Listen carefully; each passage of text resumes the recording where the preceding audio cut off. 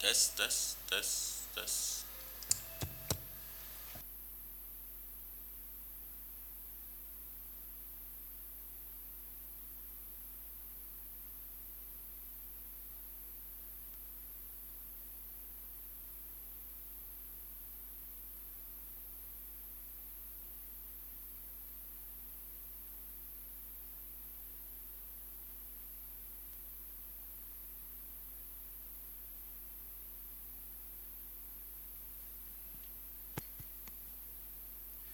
Honorable members, the Honorable Mr. President,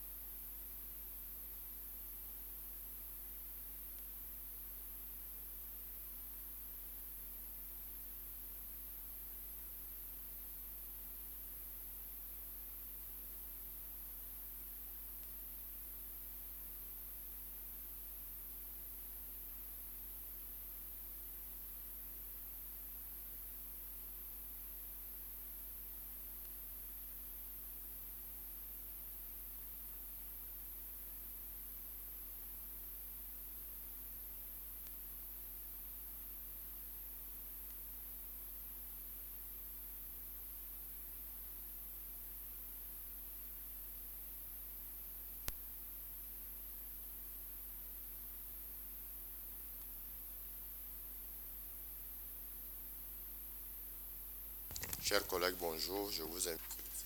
Dear colleagues, good morning. We are going to observe a minute of silence for prayer or meditation. Thank you.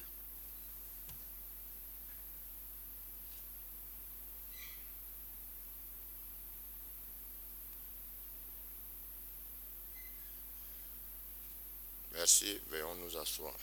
Thank you. Please be seated.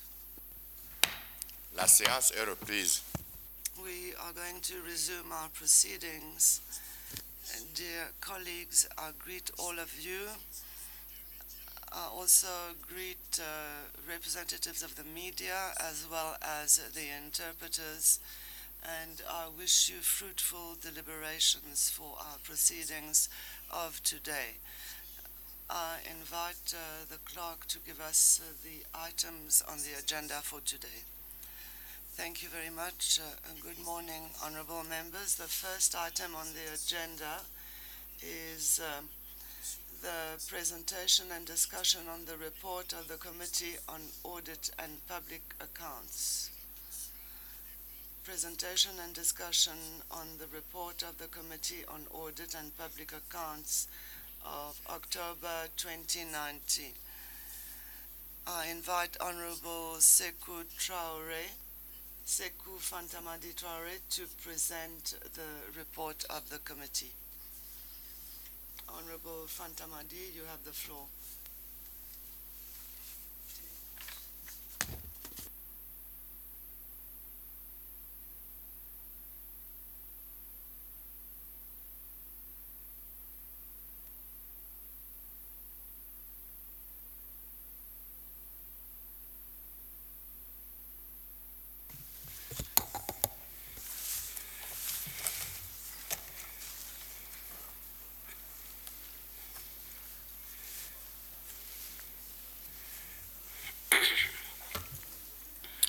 Bonjour, Président. Good morning, President of the Pan-African Parliament. Good morning, dear colleagues. This morning we will be presenting to you the final report of the Committee on Audit and Public Accounts to the third ordinary of the Fifth Parliament.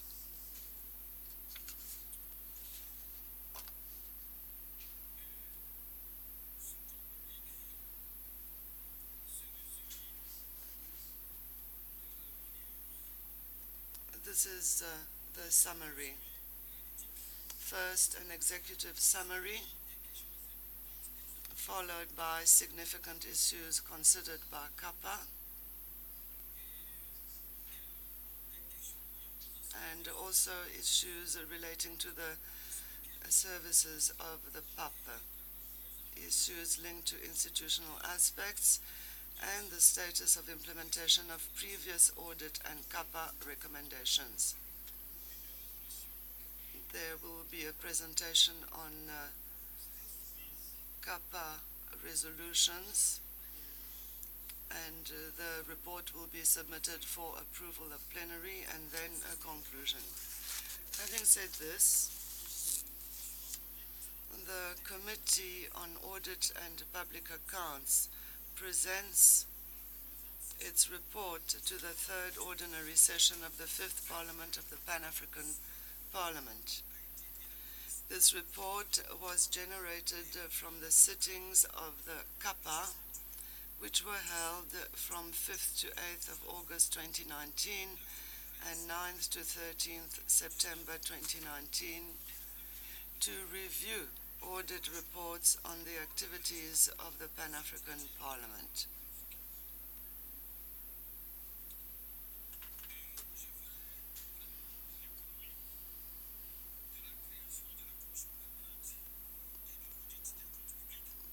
I will not elaborate on the creation of the Committee on Audit and Public Accounts as well as the Office of Internal Audit. We have sufficient audit structures within the Pan-African Parliament. The reports considered by the Audit and Public Accounts Committee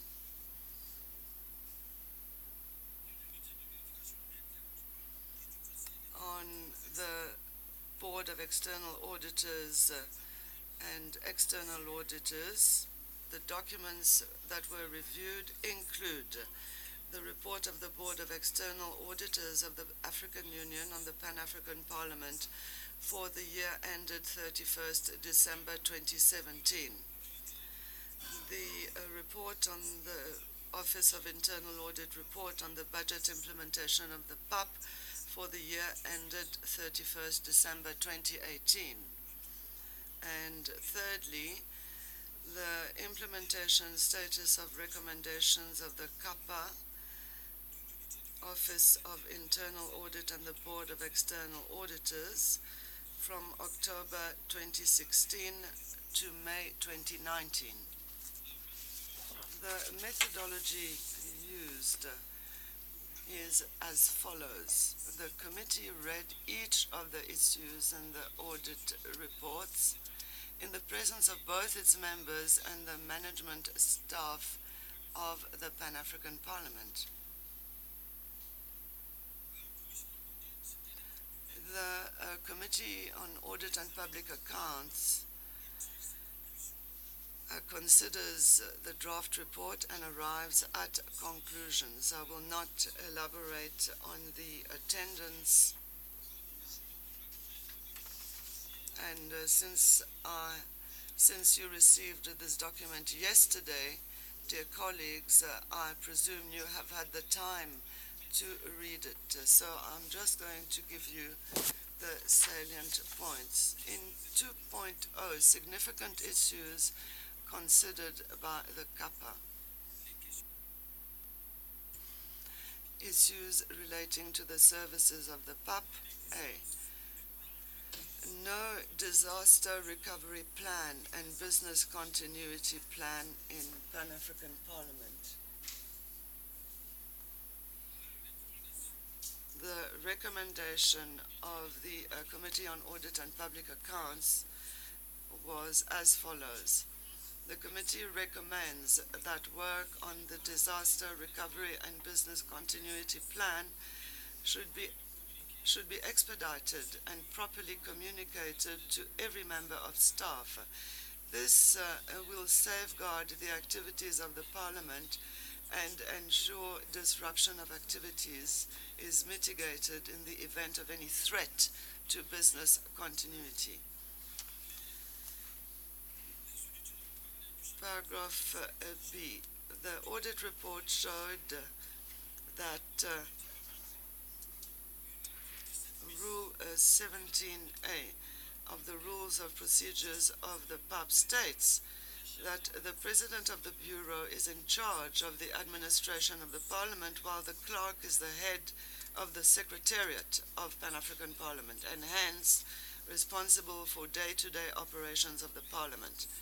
Conflicts could arise between the President of the Bureau and the clerk in the discharge of their various responsibilities. This, among other causes, may have helped to high turnover of clerks in the past few years. In the view of the auditors, this is not healthy for the effective administration of the Secretariat of PAP. Risks. Instability in the position of the clerk may lead to the ineffectiveness of Pan-African Parliament operations. Also, the Bureau having the power to terminate the employment of the clerk may undermine the independence of the clerk and hence limit the ability of the Secretariat to discharge its duties. Management response. PAB management noted that Rule 21, subparagraph E, F, and G of Pan-African Parliament places on the clerk the responsibility to Parliament for accounting issues, to supervise the staff of the Secretariat, and to manage the day-to-day administrative affairs of Parliament. This suggests that the clerk is accountable to the Parliament and not to the Bureau of PAP. However, it is to be noted that, according to the rules, the President is the person in charge of the appraisal of the performance of the clerk, even though the same rules say the latter is not accountable to the President. There is a need to reconcile these provisions to provide workable reporting structures at the Pan-African Parliament. Management also explained that the seemingly, in brackets, high turnover of the clerk is due to various factors, not necessarily the indication presented by the auditors.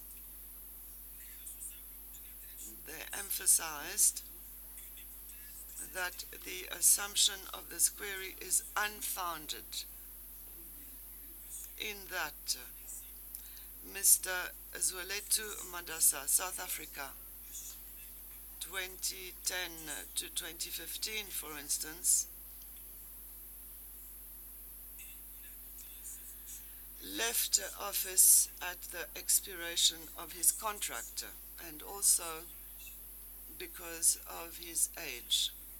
He had reached retirement age, and today he is retired.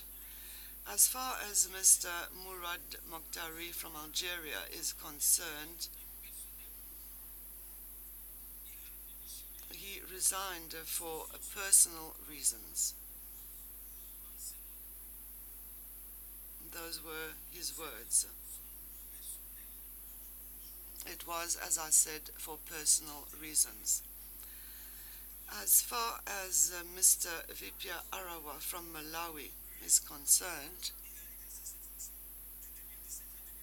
who was a clerk from 2017 to 2018, whereas Mr. Murad was from 2015 to 2016, Mr. Arawa refused to sign the contract that was presented to him by the Bureau. Therefore, there is no reason to say that there is an instability within the General Secretariat or within the position of the clerk. The case of the acting clerk is suspended due to the fact that there was a report of the external auditors that the heads of state considered in Mauritania to consider the accounts of the Pan-African Parliament. After verification of the accounts, we were in for a big surprise. And it so happened that the acting clerk has committed errors.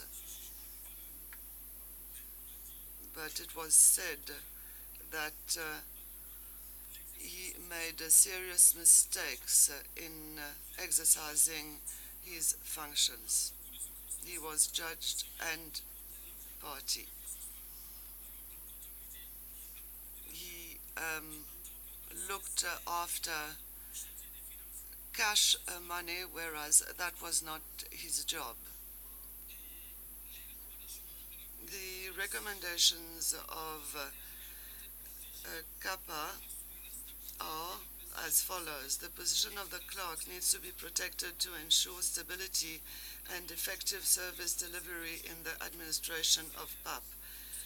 The appointment and removal of clerks should be done through due process, as prescribed in Rules 57 to 62 of the AU Staff Regulations and Rules 2010. So that is very clear. The rules have to be adhered to, and since we have been here, these rules were adhered to. The roles between the President of the Bureau and the clerk should be clearly delineated. The legal unit of the Pan-African Parliament should critically look at Rules 17 and 21 and draft an amendment to clearly define the roles with a proper reporting structure. Paragraph C, non-compliance with AU procurement approval process.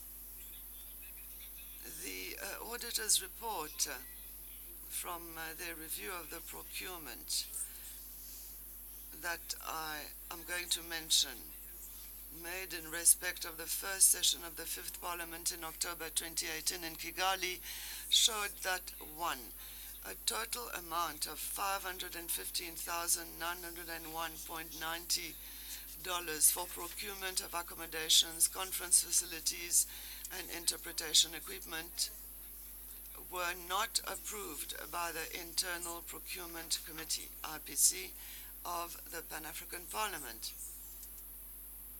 And when that happens, collusion is mentioned. And the Committee on External Audit has said that this amount is higher than the one that they were to approve. In our own investigations and following the explanations that were given to us, it was said that only one hotel would not be enough to accommodate everyone. But as members of Parliament that we are, our accommodation is not paid for by the Pan-African Parliament. And in that circumstance, there should not be hotel rates. 164 members of staff were mandated to go and work in Kigali, whereas the authorities in Kigali had agreed with management that a support staff was to be supplied by themselves. And because of that, we says that there was a tremendous waste. 2. The Internal Procurement Committee was only consulted after the contracts had been signed by the acting clerk of Parliament, Mr. Youssoupha Jobe, who was part of the advance team to Kigali.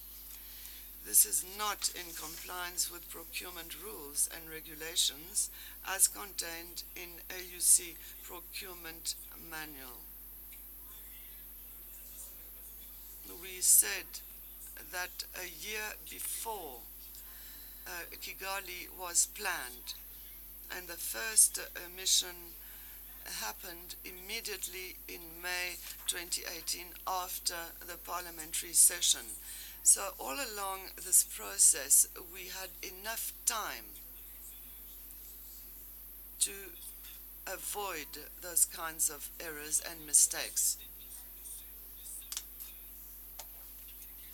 The above amount is over and above the Pan-African Parliament approved threshold of $100,000 as provided in the AU Procurement Manual in Annex 2.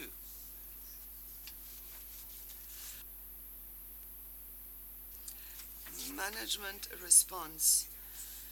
PAP management agreed that proper procurement procedures were not adhered to. However, they insisted that the exigencies of time could not afford the PAP management the opportunity to seek approval from the IPC. I already said this. There was enough time, given the fact that Kigali was planned for a year before, and after the session in May 2018, the missions had already started. So the IPC should have played its proper role. Recommendations. PAP management should always adhere strictly to the procurement process as outlined in the AU Procurement Manual. Poor and late planning results in hasty and expensive procurement decisions, such as what happened in Kigali. The committee advises that preparatory work for such events should commence early to avoid such violations. Therefore,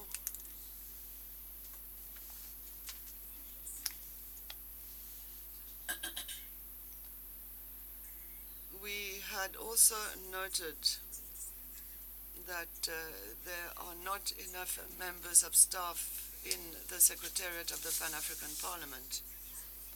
The staff is not sufficient, and we took note of that. For example, there are only 2 members of staff in the Internal Audits Division, as well as one AU youth volunteer, and these are some of the difficulties that we encounter at the Pan-African Parliament. The ratio should be 5 advisors for 1 member of Parliament. We don't even have 1 advisor for the 275 members of Parliament that we are here. If I am right, there are 74 civil servants at the Pan-African Parliament, and this is below the norm. The risks are inadequate staffing is impacting on the existing staff and their ability to support the Bureau and members of Pan-African Parliament to achieve their goals. A recommendation of CAPA: action should be expedited on the review of the structure of the Pan-African Parliament. The vacant positions existing in the present structure should be filled. Explore the possibility of temporary short-term employment of staff in areas requiring urgent attention. Expedite action on resolving the case of the former clerk in order to have a substantive clerk who should give strategic direction to the Secretariat of the PAP. We also mentioned the issue of failure to claim value-added tax refund. This is an ongoing issue. We were presented with a staff member who is now in charge of delving into this issue, and it should be resolved by the end of the year.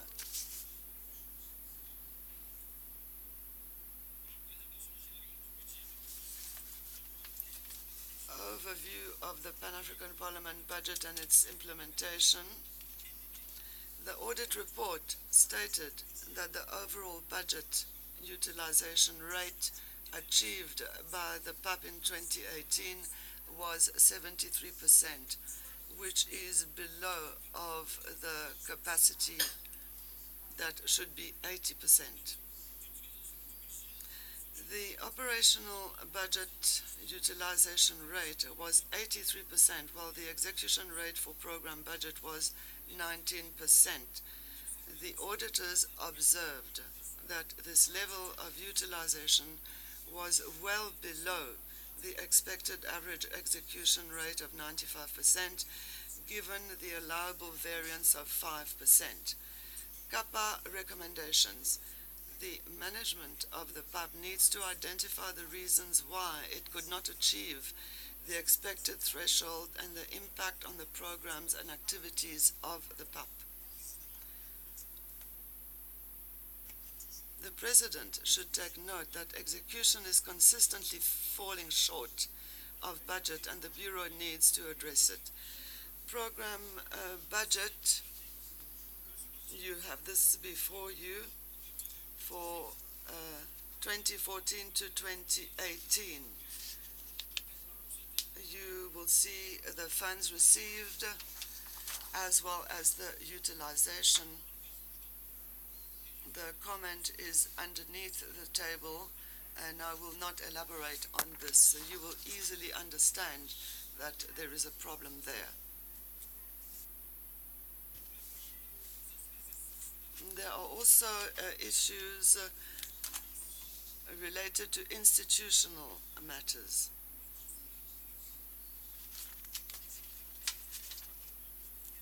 The committee noted that the Pan-African Parliament is suffering from the non-implementation of recommendations of the Audit Committee. The budget was reduced by the African Union. A very clear example was the budget for medical insurance of the Pan-African Parliament MPs was reduced by 50%. The consequence is that the amount available now should be insufficient by June 2019. The Bureau is hereby informed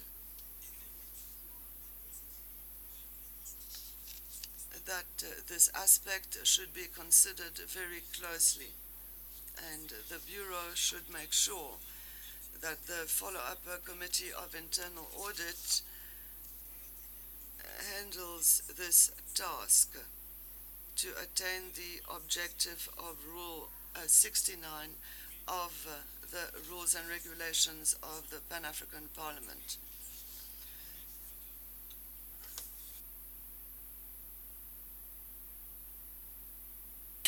Failure to recognize the contribution of the host government in the books of accounts. The South African government does not give cash money, but in-kind support. But this in-kind support should be assessed and evaluated by the South African government and submitted to the Pan-African Parliament to be included in the books of accounts. CAPA said in this respect that from now on there should the members of the South African Parliament should be involved in this matter so that this situation becomes history. We will get in touch with them for us to help us and support the staff to find a rapid solution to this situation. Now, the unauthorized allowances paid to MPs and Bureau's members, this is the title that has been given by the auditors, and we cannot change this title or this heading but in reality these allowances are not unauthorized, because we have 4 ordinary sessions over the year. We have 2 sessions and 2 committee sittings. Therefore,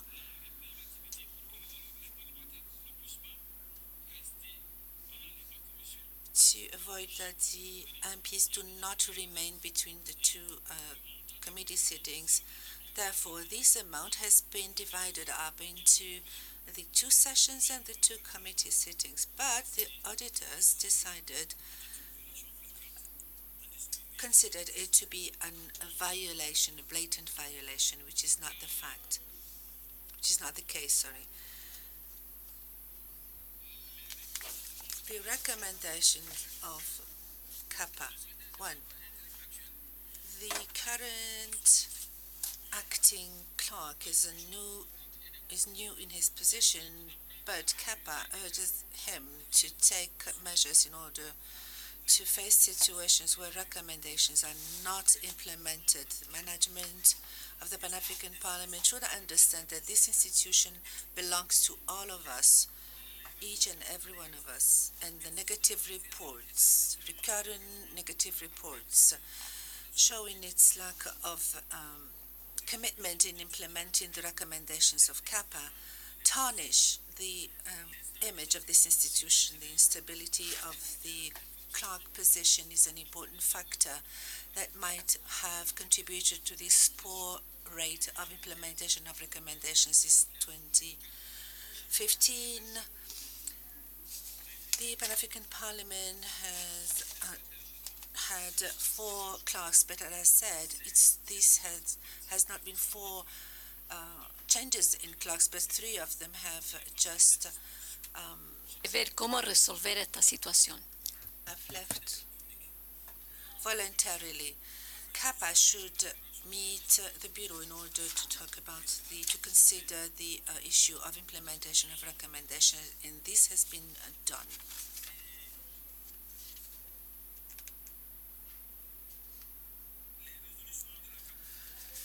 Kappa resolutions, given the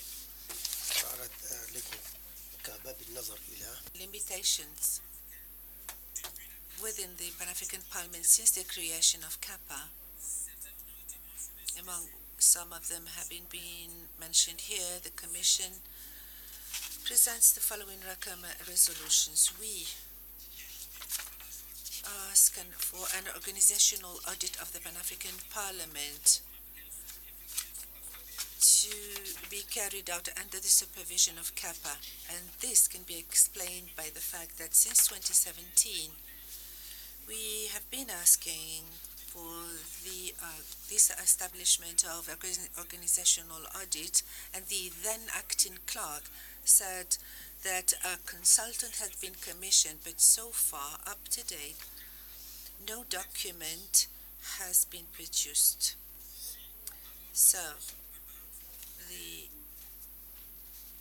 committee if the committee is responsible for this activity, is in charge of this activity, we have decided that from January 2020 to May 2020, we would be able to submit the organizational audit to this August House, because all the problems encountered by the Pan-African Parliament today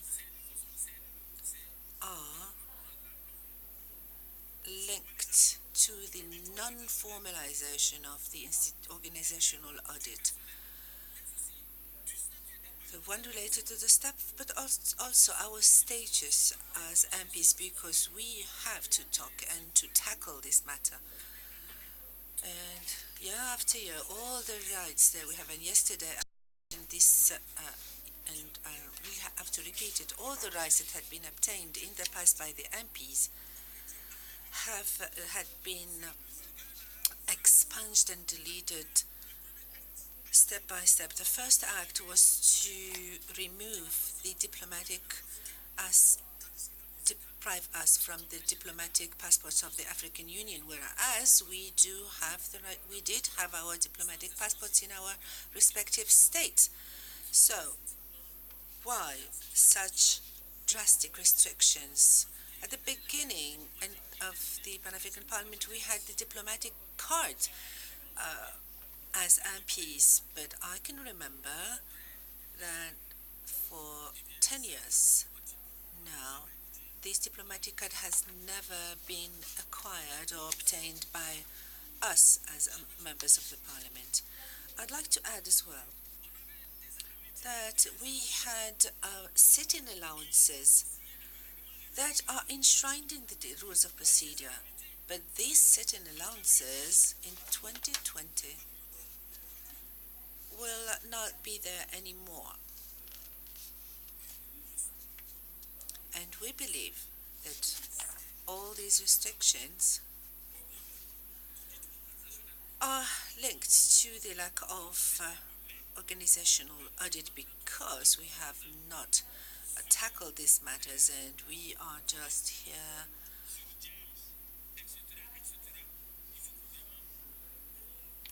focusing on the personal problems. Instead of that, we need to unite our hearts and to make sure that the Pan-African Parliament, as it is written above, that we speak with one voice for one Africa. This is the only prerequisite for us to ensure the development of the Pan-African Parliament. So we talked about the status of the members of the Pan-African Parliament as elected officers, and we said also that we cannot anymore travel on business class, and we considered this to be unacceptable. If these resolutions are accepted by this August House, this will be imposed on the decision makers, that is the PRC. The Malabo Protocol, the Bureau of and the Assembly of Heads of State should take urgent measures to ensure that member states of the African Union are persuaded and encouraged to ratify the Malabo Protocol in order to enable the Pan-African Parliament to perform effectively its legislative role within the African Union. That the MPs from the respective countries should follow up their foreign affairs ministries in order to achieve the quorum of 28 members required from the current number of ratifications by 20 countries. Regarding now the annex of the host agreement that has expired, we have a host agreement, but annexes have expired. Therefore, we ask that the high authorities, with the help and assistance of the African Union, revisit as quickly as possible these annexes for us to restore our prestige. Now, issues relating to governance, all this should be included in the organizational audits, and I will skip this. I will not elaborate on that. Now, we've come to a conclusion. CAPA is committed to providing the expected support to the Pan-African Parliament in its oversight functions through the application of the professional knowledge and experience of its members to resolve, improve, and facilitate the governance, risk, and control challenges and processes within the Pan-African Parliament and other organs of the African Union. In order to succeed in this resolve, we have agreed to employ the strategy of maintaining open interactions with staff in examining and discussing the audit reports presented to us from time to time, encouraging interpersonal relationship amongst staff and between staff and the MPs, bringing matters of urgent priority to the attention of the Bureau to ensure timely intervention. We received commitment from the acting clerk and staff of the Secretariat of the Pan-African Parliament that the management of the Pan-African Parliament will continue to encourage participatory interactions with the MPs and staff at all levels. The Secretariat will take immediate steps through the establishment of internal audit progress committee, which will involve and engage all heads of units to facilitate and ensure timely implementation of all audit and CAPA recommendations. I would like to conclude this presentation by requesting the August plenary to adopt the report with the recommendations and resolutions included in this report. I thank you very much for listening.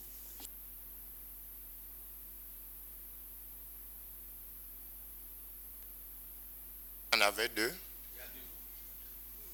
Allez-y. Yes, you may proceed. Thank you very much.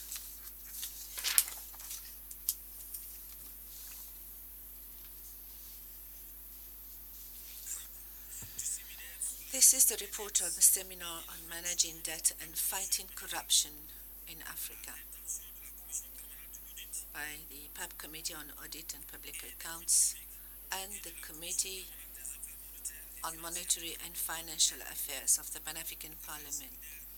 The seminar was held on the 6th of March 2019. Thank you very much. Wait. Yes, you have the floor, Honorable Member. Thank you very much, Mr. Speaker. Mr. Speaker, the CAPA report that was been presented by the chairman is a very important report. Please, let's not combine two things at the same time. Let's discuss that, finish, adopt it, then we can move to a second one, because both of them are very important. If you mix them, the discussion will get mixed up. So, Speaker, Mr. President, let's do the right thing by discussing the CAPA fully, because remember, this is the audit of our own institution. When we are done, then the chairman of the CAPA could come again and do the joint CAPA Finance Committee workshop. I think this will help us better. Thank you very much. Mais, Honorable Mutaga, je ne Honorable Mutaga, I do not think that we are not in order here. Let's avoid some embarrassing words. We asked a question. You are fully right. You have the right to take the floor and ask for this, but not be judgmental, please. This is not good. So, Honorable Chairman, please, let's start the discussion now. Thank you. Thank you, Mr. President. Le débat général est ouvert. General debate is now open. The first on my list is Honorable Abdullah Barka Ibrahim from Djibouti. Honorable, the floor is yours. Thank you, Mr. President.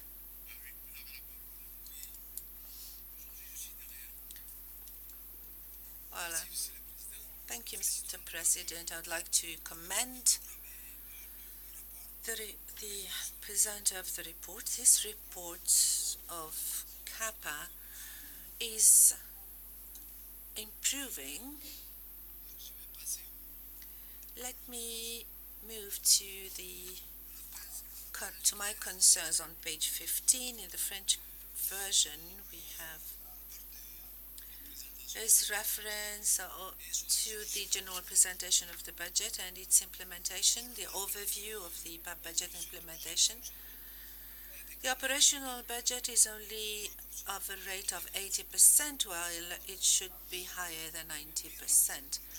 And then the program budget as well is less than 20%, which is really a shame. So I would like to know why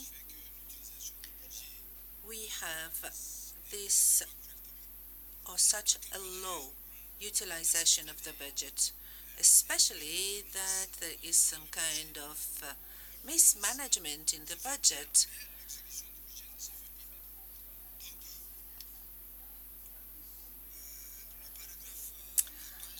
Page 16, I think, in French. H. There is a table. This is page 14.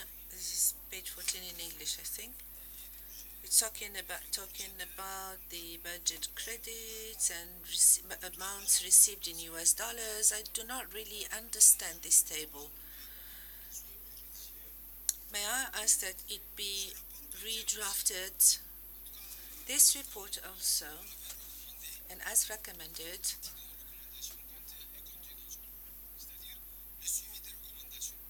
the follow-up of recommendations, actually, the implementation of recommendations appear partly in this report, but we never see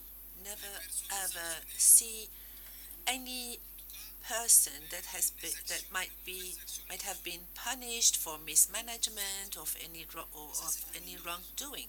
No punishment whatsoever. This is a pity. Yesterday, someone said, and this is even captured in this report, the turnover of the clerks is at a high rate. But we never ever see the sanctions that are applied, that are implemented against these persons that have done wrong. Thank you very much. Now, I would like to give the floor to Honorable Bisiri Joseph Sirma from Burkina Faso. Thank you. I will. Well, I'm a member of the Commission of CAPA. I don't know whether I can step in now or maybe wait until the end of the general debate. Yes, I think you'd rather wait for the reactions. However, Honorable Member, please, you are a member of the committee, so if you might take the floor if there is a request for additional information. My third person on my list is Honorable Fidel Magamba from Rwanda. The floor is yours, sir.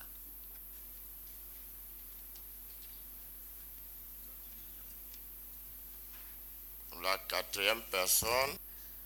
The fourth speaker on my list, Honorable Sekou Salmon Thomas from Sierra Leone. Mr. President, honorable members, I want to start by thanking CAPA for a job well done. I wish to particularly draw the attention of members of this House to paragraph H1 of the report. Funds mobilized, not captured in the budget implementation report. Mr. President, honorable members, I think this is very, very serious. If this institution could mobilize funds and the funds not captured in the budget, I think it's very serious. I would only urge members of CAPA to ensure that they give us further and better particulars on this particular point. As members of parliament, we want to know how these funds were mobilized and by whom, and we want to know the amount and whatever is involved in the mobilization of the funds referred to in paragraph H1. Mr. President, honorable members, this report has shown that as a House, we have too many problems. We are here shouting about PRC not treating us seriously, but these kind of problems we have would ensure that at the end of the day, no serious institution will treat us seriously.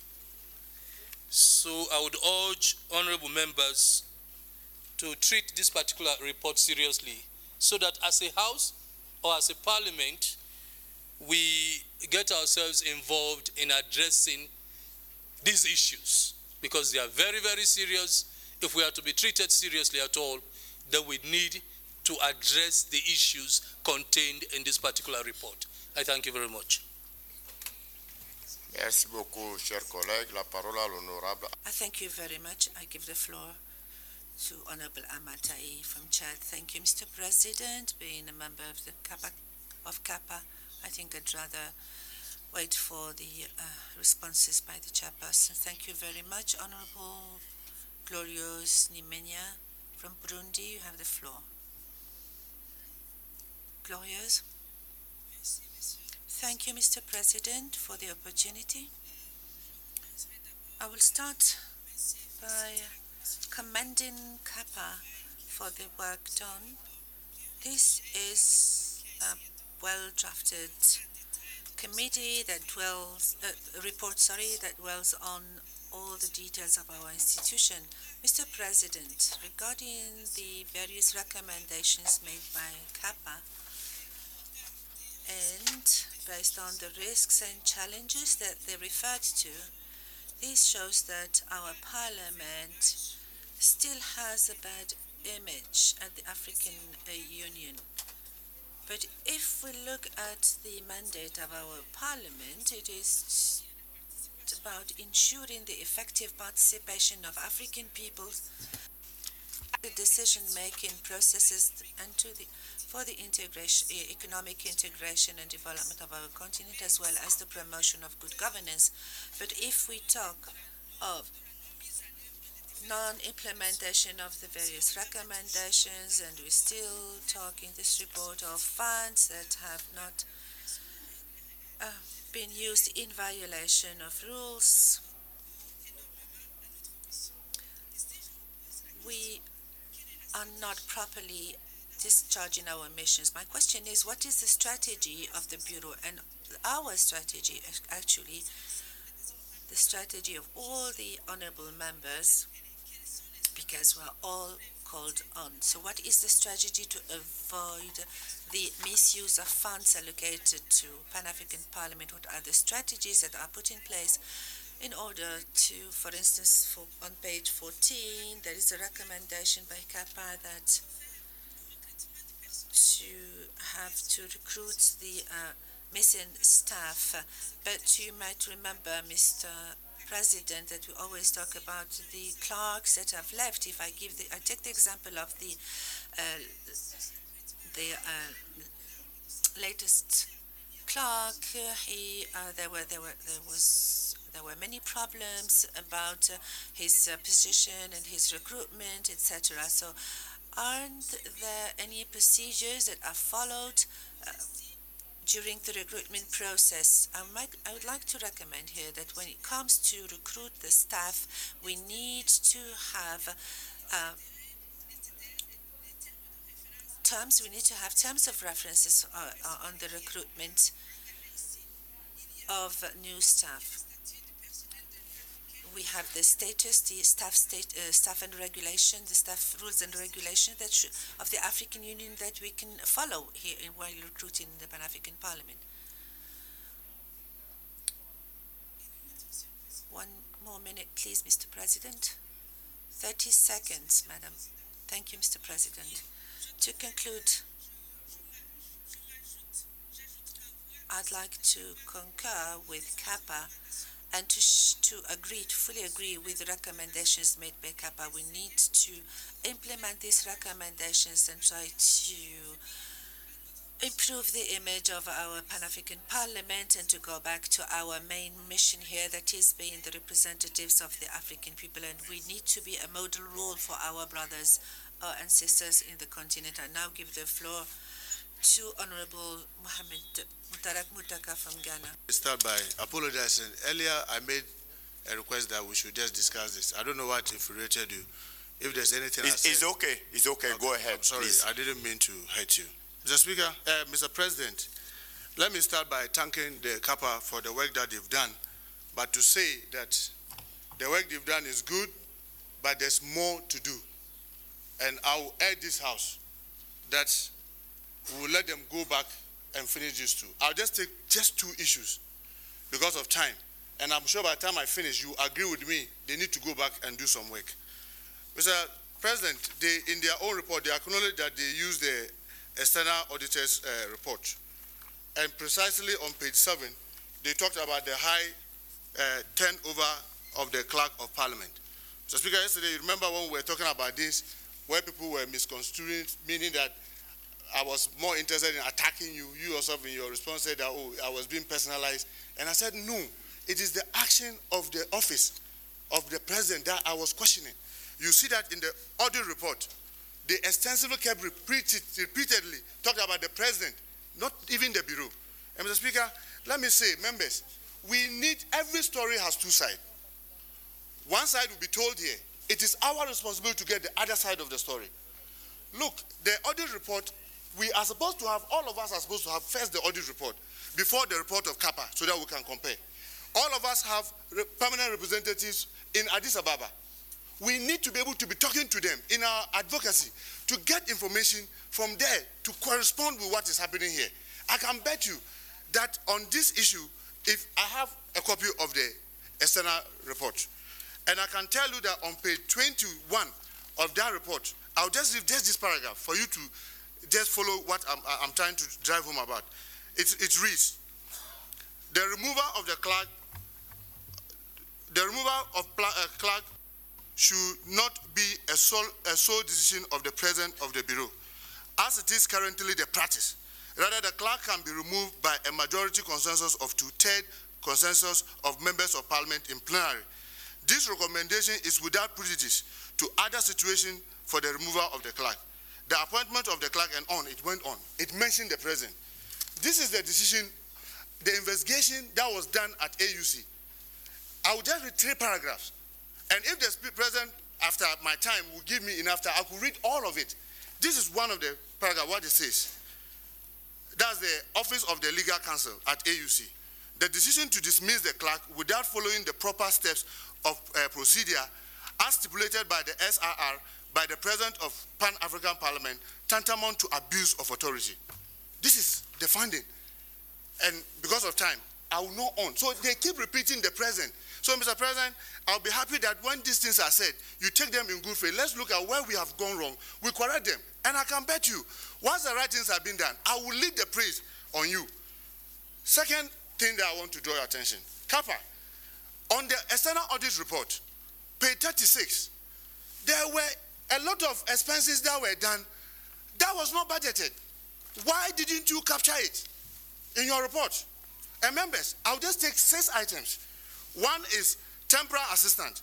We budgeted 64,500. We spent 614,500. Kappa didn't capture this in their report. What it means is that this, what you call people that we bring as, temporary staff, which we all have spoken, use the local staff here so that you don't have to fly people. I know members in this chamber who go to lobby, bring their family members, including their own children here. I know a member here who has brought her husband as a supporting staff. Why are we not going to have this bloated budget? Mr. President, if you look at the second thing, you have consultancy fee. You didn't budget to use a consultant. You spent $109,000 US for consultancy fee. The Kappa didn't capture this. Why didn't they capture it? Because, and then the third one, freelance fees. You budgeted $132,000. You spent $1.8 million. Why did Kappa didn't capture this and tell us the details?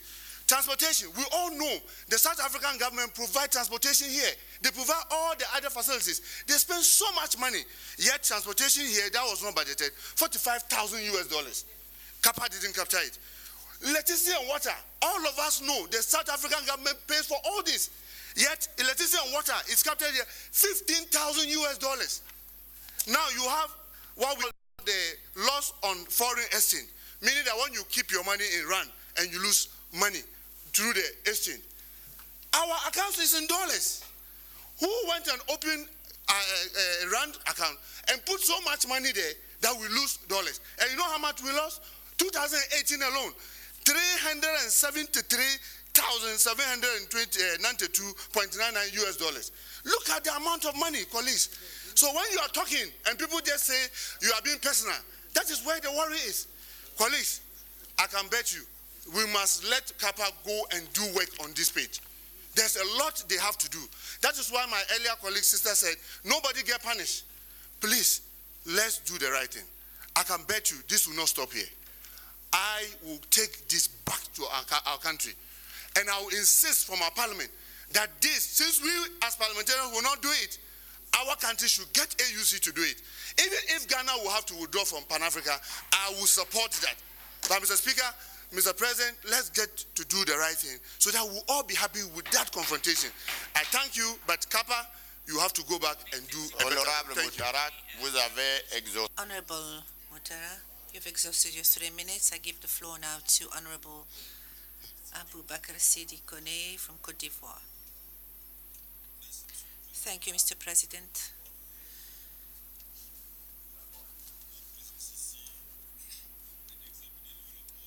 The point of us being here today is to consider the report of Kappa. I'd like to just refer to this report. But let me flag that our colleague has reported we do not have this external audit report. We do not know whether CAPA has this report, why this has not been analyzed by CAPA, why is it not captured in the report of CAPA. We need to have clarifications because what is being said here is extremely serious and might create a lot of confusion. I do not have the document, therefore I will not dwell on that matter. Now, regarding the report table before us, on at the institutional level, this House is going backward since its inception. We are losing our prerogatives step by step, whereas we are endeavoring to become a legislative body. This is highly contradictory. We need to be careful. Isn't the African Union tired of this House? Is the African Union not trying just to close this House? Mr. President, we have a two-part budget, operational and program budget. The operational executed up to 83% and program up to the 19%. What does that imply? If we analyze these figures, it means that here we do not have a work program, a work plan, that we are here only for the day-to-day operational activities, but in reality we do not have any work plan in favor of the African people that we are supposed to represent. I assume that 19% do not reflect the will of the MPs, 17% of the 19% of the work do not reflect the will of the MPs. So either there is a mechanism that we do not control and that we need to revisit in the execution and the availability of funds for program budget. 3, Mr. President, we referred to the adoption of the African Union budget as one of our recommendations. I doubt, Mr. President, and based on the discussions that we're having here, if we were to adopt the African Union budget, whereas the mic has been cut off.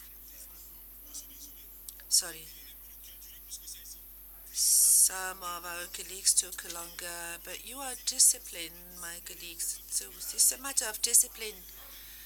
You need to abide by the time allotted. So, Mr. President, if one of the resolution should be cohesion and discipline here in this House, because if we were to consider these recommendations, we will delay the work of the African Union if we look at what is happening here. So regarding the follow-up of our recommendations and implementation of our recommendations, we always talk of issues of funds and management of funds, but let's be more courageous, Mr. President. The clerk dispersing funds. We need to have the courage to table such a report to the Assembly, because neither CAPA nor the Financial Commission give the expenses. So let's be courageous, Mr.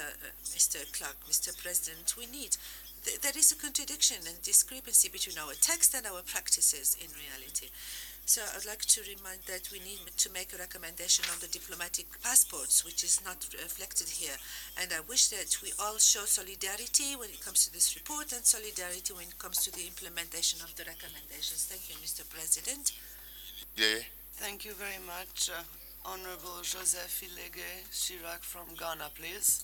Mr. President, just before I make my comments, the previous speaker indicated that we are importing, or Honorable Muntaka is importing foreign material into the report. That cannot be true.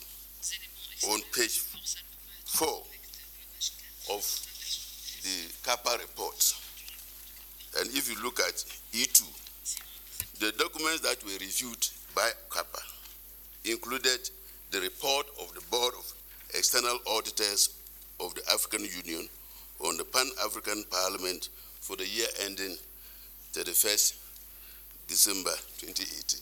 So if there was something in that report, audit report, which was not reflected by Kappa, that is why my colleague is asking that they should go and do further work. But, Mr. President, the issues are many.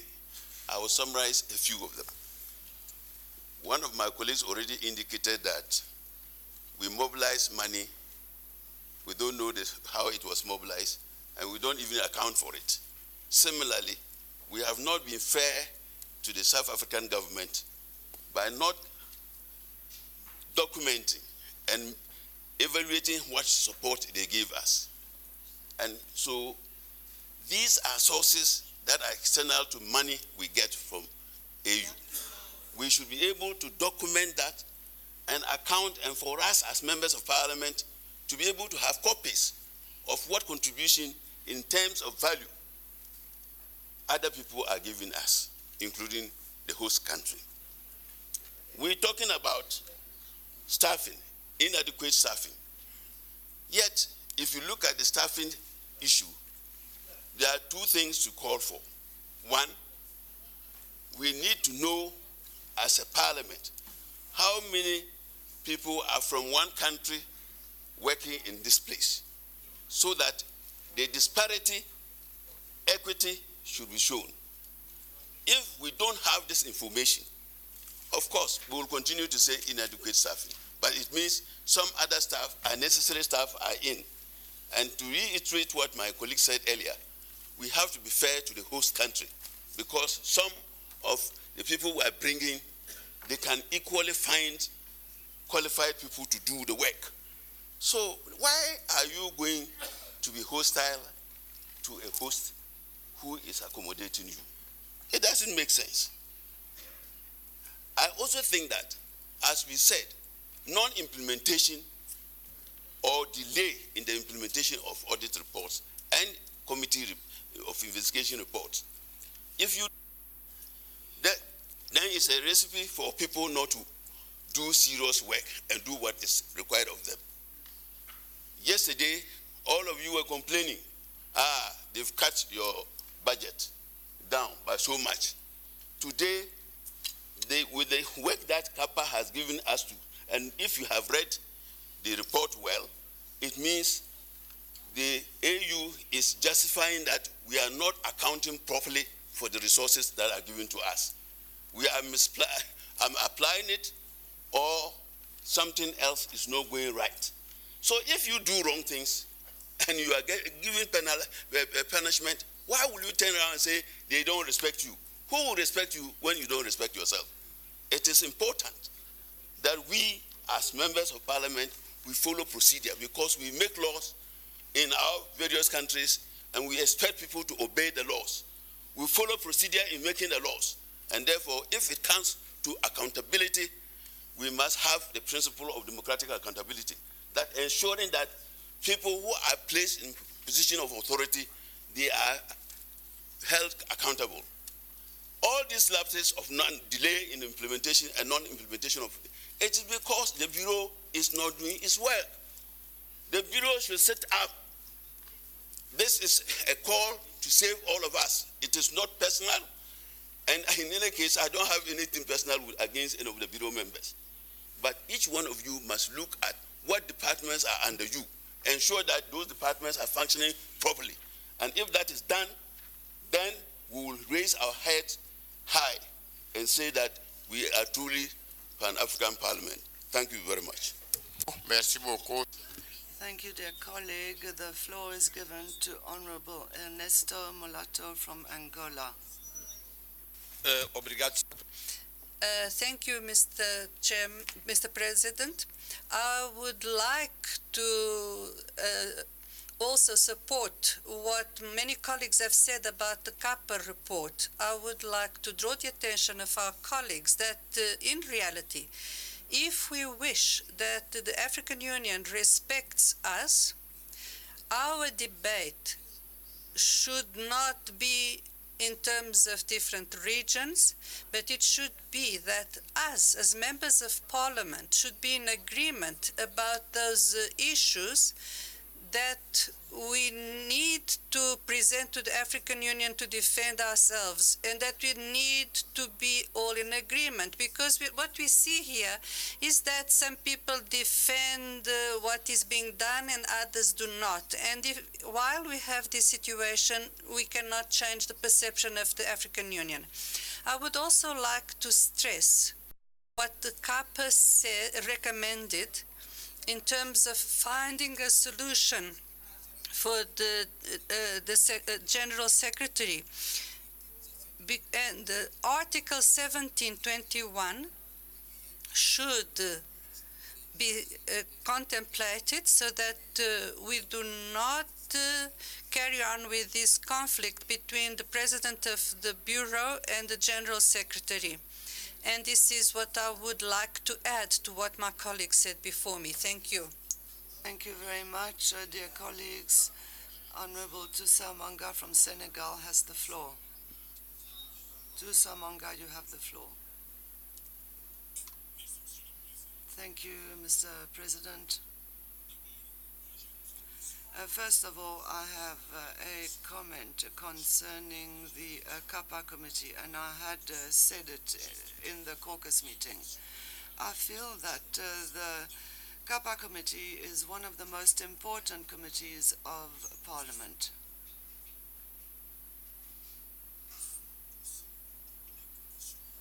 Honorable, all committees of the Pan-African Parliament are important. There is not a single committee that is more important. Could you allow me to continue?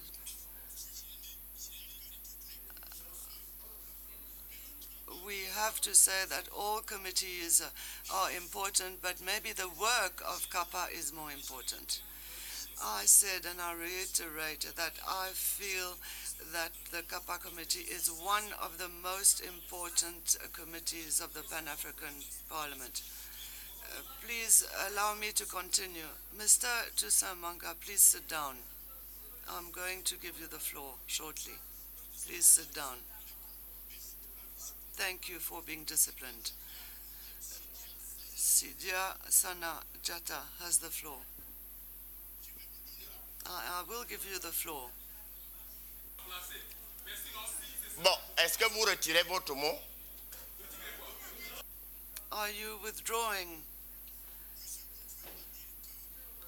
Sir, you cannot say that a committee is the most important committee. All committees are important. I understand French very well. I said, I'm sorry, Mr. President. It is French I'm speaking. I'm saying it is one of the most important committees. Go ahead, please. I am very sorry for this incident, Mr. Chairman, but I believe that every member of this Parliament should be able to speak freely. There should be no discrimination. We all come from national assemblies. We were elected in our respective countries, and I will not accept that I will be interrupted in that way. I'm saying once again, concerning the CAPA committee, it is one of the most important committees of the Pan-African Parliament because it is related to credibility of this Parliament. It is time today to open this committee to more members so that the committee has more than 15 members because the work is so important. If you feel that all committees are equal in value, then all of them should be open to more members. We cannot limit the number of members of CAPA to 15. Mr. Chairman, we note that in the operation budget, execution is at 83%. For the program budget, we are at 19%. In reality, that means that the program budget is not planned. It is time for the budget to be planned. all committees should have their budgets at the beginning of the session so that they can plan their activities. If that is not done, we will continue to have a budget that is not executed. So planning is very, very important in our approach. If there is 83% of execution, it means that the activities were planned and the budget was planned. But I believe that each caucus, each committee, at the beginning of a session should have their budget and know what is available to them in terms of activities. Thank you. Je finirai par rapport au personnel. Let me conclude on a personal note. There is not enough staff in this parliament. An example that I can give is the fact that our clerk, Marie Bebe, whom I congratulate for her dynamism, when we go on mission, she is often alone. She does everything on her own. It is unbearable. We really need to strengthen staff at the level of committees because committees keep Parliament alive. I should like to conclude by apologizing for this incident. I did not mean to raise my voice.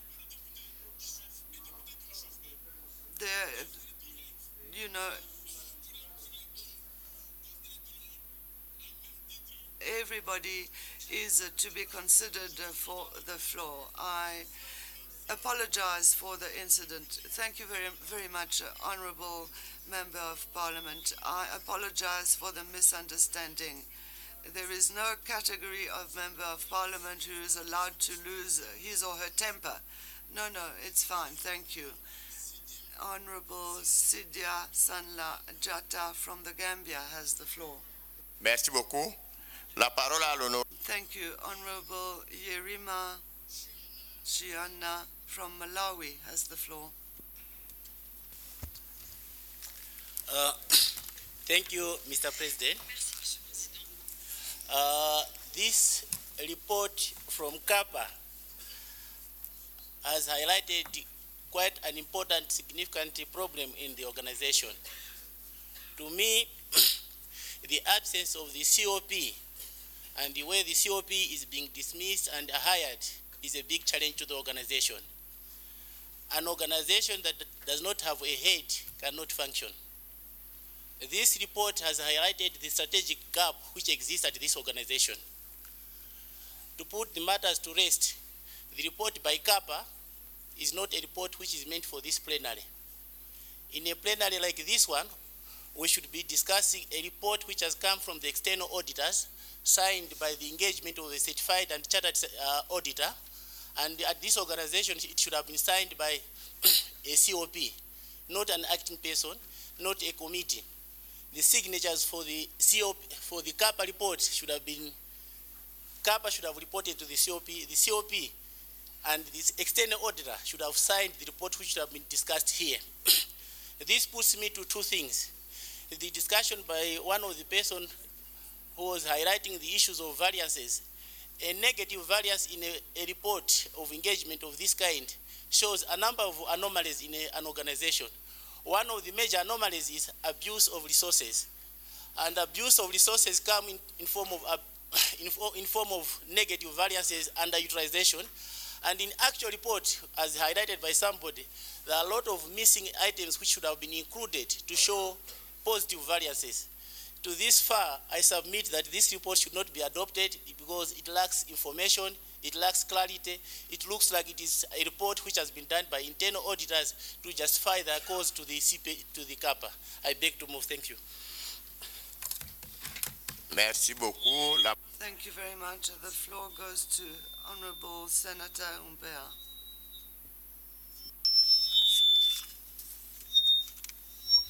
Thank you, Mr. President, for giving me this opportunity so that I may also contribute to this CAPA report. At the onset, let me thank the Chairperson of CAPA for presenting this report to the House. Mr. President, various serious issues have been raised, and I want to refer to the issue that has been raised by Honorable Mohamed Mutaka and the issue raised by Honorable Manga. Mr. President, I want to support these two issues, that these are indeed serious issues, and would like and demand that CAPA replies to them. If indeed there is issues that have been hidden from this report, it behoves that they should be tabled before this House if they were indeed raised by the external auditors, so that we can interrogate them and be able to report to our national parliaments who are the funders of this House. I support that we indeed need to make CAPA become like any other committee by expanding the membership. But Mr. President, the real elephant in this House is what the CAPA itself has said and the external auditor said, is instability in the position of the clerk. And all these issues that I'm seeing in this report arise because of the instability of the position of the clerk. And I want to suggest that we need to amend Rule 26 so that we remove the mandate of firing the clerk from the Bureau and return it to this plenary. Mr. President, I feel that that all these issues would not arise, no proper procurement procedures, inadequate staffing of PAP, no internal controls, funds mobilized not captured in the budget, particularly those ones given by development partners are not captured in the budget, and I feel particularly sad that those given by the Republic of South Africa are not captured. And Mr. President, this is the real elephant in this House. It is that we don't have effective controls because of the high turnout of clerks. We cannot remove, in a span of 4 years, 4 clerks have been removed from this House. It is really unfortunate, Mr. President, and I want to reiterate that that is really the elephant in this Parliament. Thank you, Mr. President. Merci beaucoup. Thank you. The floor goes to Honorable Abdullahi Ali from Kenya. Thank you, Chairman. From the onset, I will say that the CAPA chair has done his bit, but he's not from what we hear. The information of the external auditors should be an appendix or an annex to the report, so that we members are able to read it as well, not just what the CAPA team found only.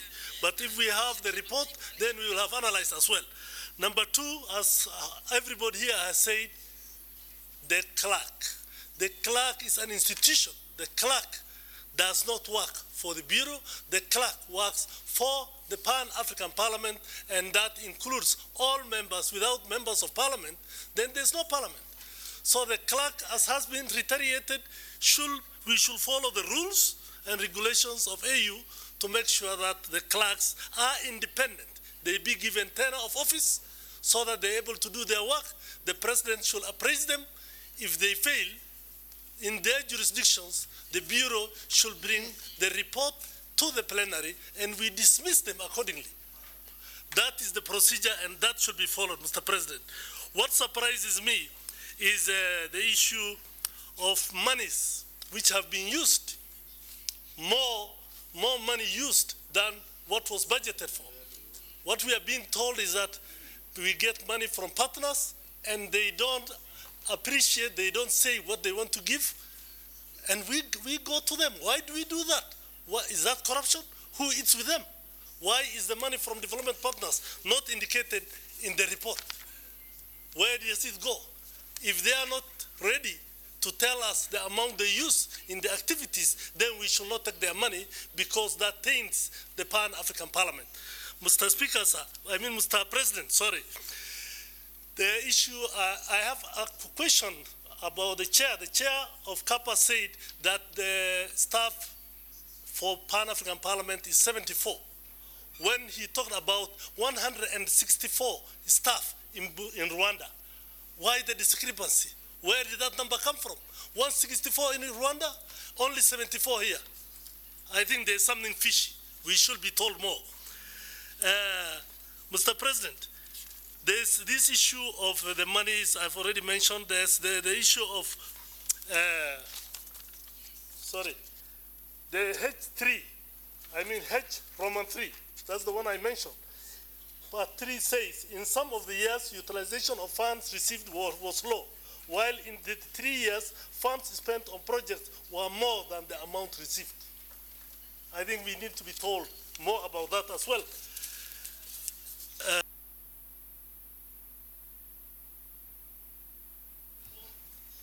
Une minute. You have 1 minute remaining, sir. 1 minute. Implementation of previous audit and CAPA recommendations. That table is shameful. Only 6% implementations. 6.6. Mr. President, I will call that one shameful and pathetic. So CAPA has to go back and do a better job. Thank you very much. Thank you, dear colleague. The floor goes to Honorable Carol Agito Amela from the Democratic Republic of Congo. Thank you, Mr. President, for the floor. I seize the opportunity to greet all colleagues present here because it's the first time I'm taking the floor. I should like to congratulate the committee that has produced the report, but upon reading it, I found that there was a financial management problem within the Pan-African Parliament, which is difficult to understand because we have been elected by our people to represent them. The people aspire to good governance in order to improve their well-being. We want to make recommendations, particularly concerning financial procedure. I realized that the Bureau is not responsible for financial management. However, it is the same Bureau that controls everything that happens in the clerk's office, but it does not control finances. How is it possible to delegate this kind of power and not oversee the financial management? So that should be reviewed. The financial procedures should be reviewed in order to see if the administrative and financial rules of the African Union correspond to the realities of our institution. Because if we don't, with the change of clerks that happens often, it seems, there is a risk that we will have misappropriation of funds and no sanctions. Without sanctions, we will not be able to manage things effectively. It is often said that there are no sanctions in Africa, but I believe that this institution should be an example. If we manage to apply sanctions, those who manage our institutions, particularly financial managers, should be able to change. I'm not going to go into detail. Other colleagues have spoken about many points I wanted to mention myself. Thank you. Thank you. Pemi Majodina from South Africa. Thank you very much, Mr. President, the presiding officers and all honorable members. Let me welcome this report from CAPA, but I need to clarify one or two things. The host agreement, which was signed in 2004, is still intact, and there is no expiry date on that host agreement. The only thing that needs to be reviewed are appendixes, which are underway between ourselves and AU. We are still committed on and do our obligations in ensuring that PAP receives an adequate support ranging from rentals, security, even the courtesy residence for the president, which is not part of the hosting agreement. We have contributed massively in ensuring that we support the good cause of PAP. in terms of declaration of our financial and monetary or kind contribution, as a matter of our sovereignty, we don't disclose our contribution to external auditors, but in our own Auditor General, we have declared that, and we are still committed to fulfill all our obligations. Lastly, Mr. President and the House, in terms of staff, that is a very sore point to us, that in the senior positions of PAP, not a single South African staff member is there, and we are calling for review and a clear audit who is the staff of PAP. Thank you very much. Merci beaucoup. La parole à l'honorable. Thank you very much. Honorable Diallo from Mali, please. Thank you, Mr. President. Let me add my voice to those who commended CAPA for the work carried out. Mr. President, I think that we are speaking different languages here, and in the different languages there are differences in the drafting styles. What I do notice in this regard is that the text is written first in English and then it is mechanically translated into French. And it happens sometimes that we do not understand any single word in this translated text. Let's go to page 14, paragraph F, regarding the reimbursement of VAT. I have not understood one single word. F1, F2, F3, I have not understood anything. Well, here I think that we are talking about unclaimed VAT, and it says that it has not been introduced since 2014. Now, what's the reason behind that? It says risks instead of causes or reasons. Well, and then the report says the management response. I would rather say solutions proposed by the management, and then CAPA recommendation. I don't know whether these are recommendations or just observations. It says also that PAP management has put December 2019 to settle any issue related to VAT. Is this a recommendation or just an observation?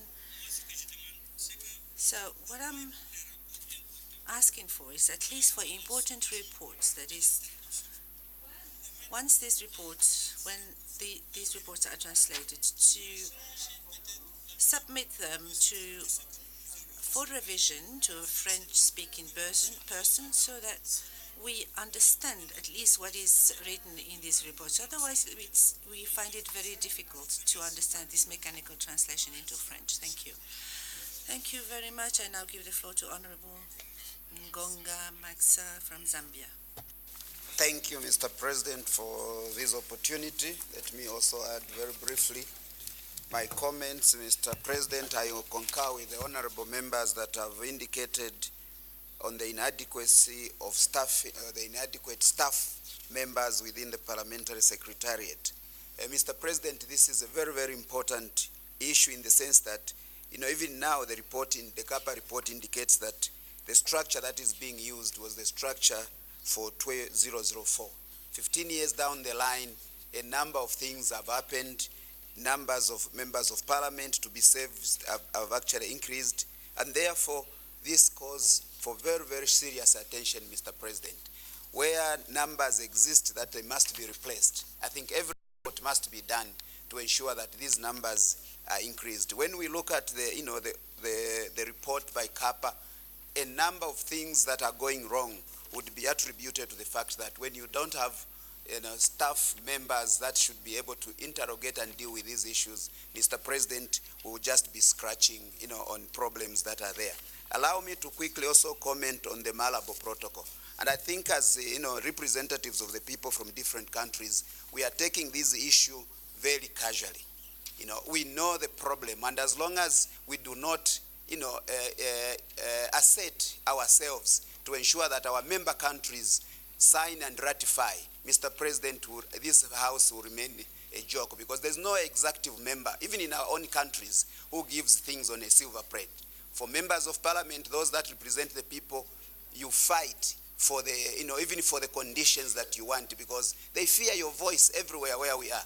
And in Africa, I think it's actually a common phenomenon. So members of this House are urged, Mr. President, that this issue must be tackled, and tackled very quickly, to give the teeth to these institutions, so that whatever issues we talk about will be heard by the whole Africa. I also concur, Mr. President, with those that have indicated that the high turnover rate in the office of the clerk is an important issue. And I think this must be addressed, and according to the recommendation of your report. I thank you for this opportunity, Mr. President. Merci beaucoup. Thank you very much. I now give the floor to Honorable Fernando Van Dunen from Angola. Please. Have the floor, sir. President. Thank you, Chairperson.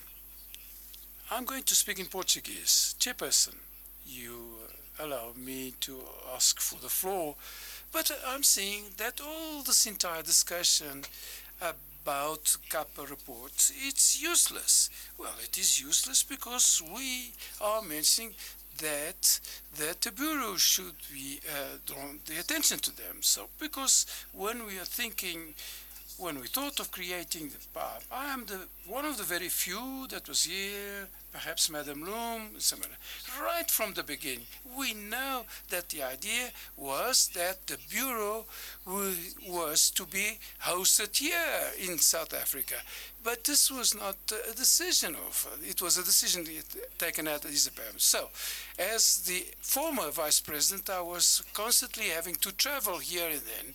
So, the only institution that was permanent is the clerk. But the clerk has to have some functions, and it must be accountable, and he's accountable before the president. We can't have a clerk that follows instructions from the African Union of PAB without the instructions of the president. And this is the core problem, because what we wanted at the time is that the members of the Bureau were to be hosted here in South Africa, that they would have some privileges. So, what was the result? Who's here? It's the clerk. Now, the clerk, whoever he is or she is, or whatever their qualifications and their attributes, he can't do everything because he's not politically elected as we are. Thank you, Chairperson. Professor, and now I'll give the floor to Honorable Bourras. You have something to add? Dear colleagues, honorable members, I'm going to take the floor on behalf of the Bureau and addressing our brother from Ghana, regarding the issue relating to the budget, and he said that some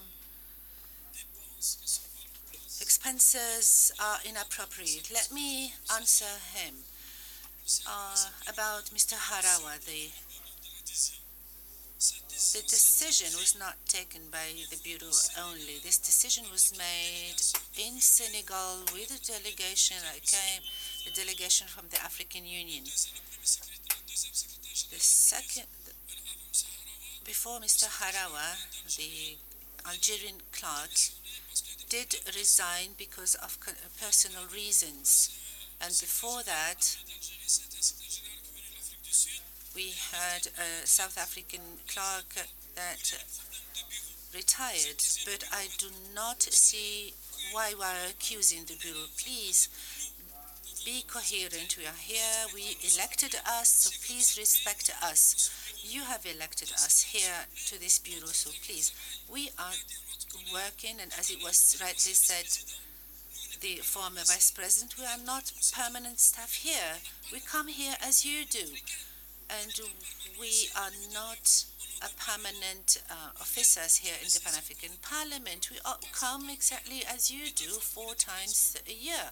So when you, the honorable member, I do respect you a lot. When you have a deputy clerk that brings 64 persons, staff members, 64 staff members going to Kigali, Rwanda, and that and we pay 2,000 euros for air tickets, and then we pay their accommodation, etc. Is this our fault? Without asking for the authorization of the Bureau, is it the fault of the Bureau?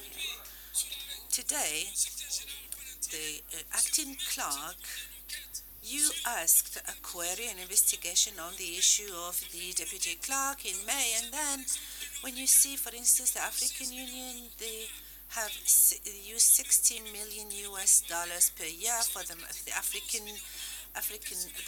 Parliament, and you use 11 million for staff. How can we function? How can we operate? How can we have a proper operation of the Pan-African Parliament? The problem comes from the African Union Commission today. You are all members of the Parliament, sisters and brothers, and today,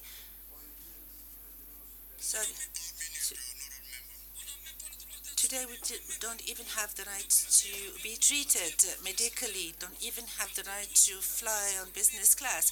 You need to travel on economy class for any election observation mission. So it's not a problem of the Bureau, it's a problem of functioning, of operation of this House. Regarding now our brother from Senegal touched on the program of committees. We do not have the means because the African Union doesn't give us the means to do so. Thank you. Thank you very much. Thank you. I'd like to give the floor now to the chairperson of CAPA to answer, I think. Well, I don't think that it's appropriate to raise your hand while a vice president is speaking. This is not good at all. Even if you disagree, this does not, whatever we say, this will not change your positions. Mr. President, I asked for the floor and I was on your list. I said, madam, that there are two, well, I think that there are 2 lists. I do not have your name on my list. There are 2 speakers lists here. I have asked for the floor from the beginning. Well, I do not have your name on my list as the president. Well, I was saying,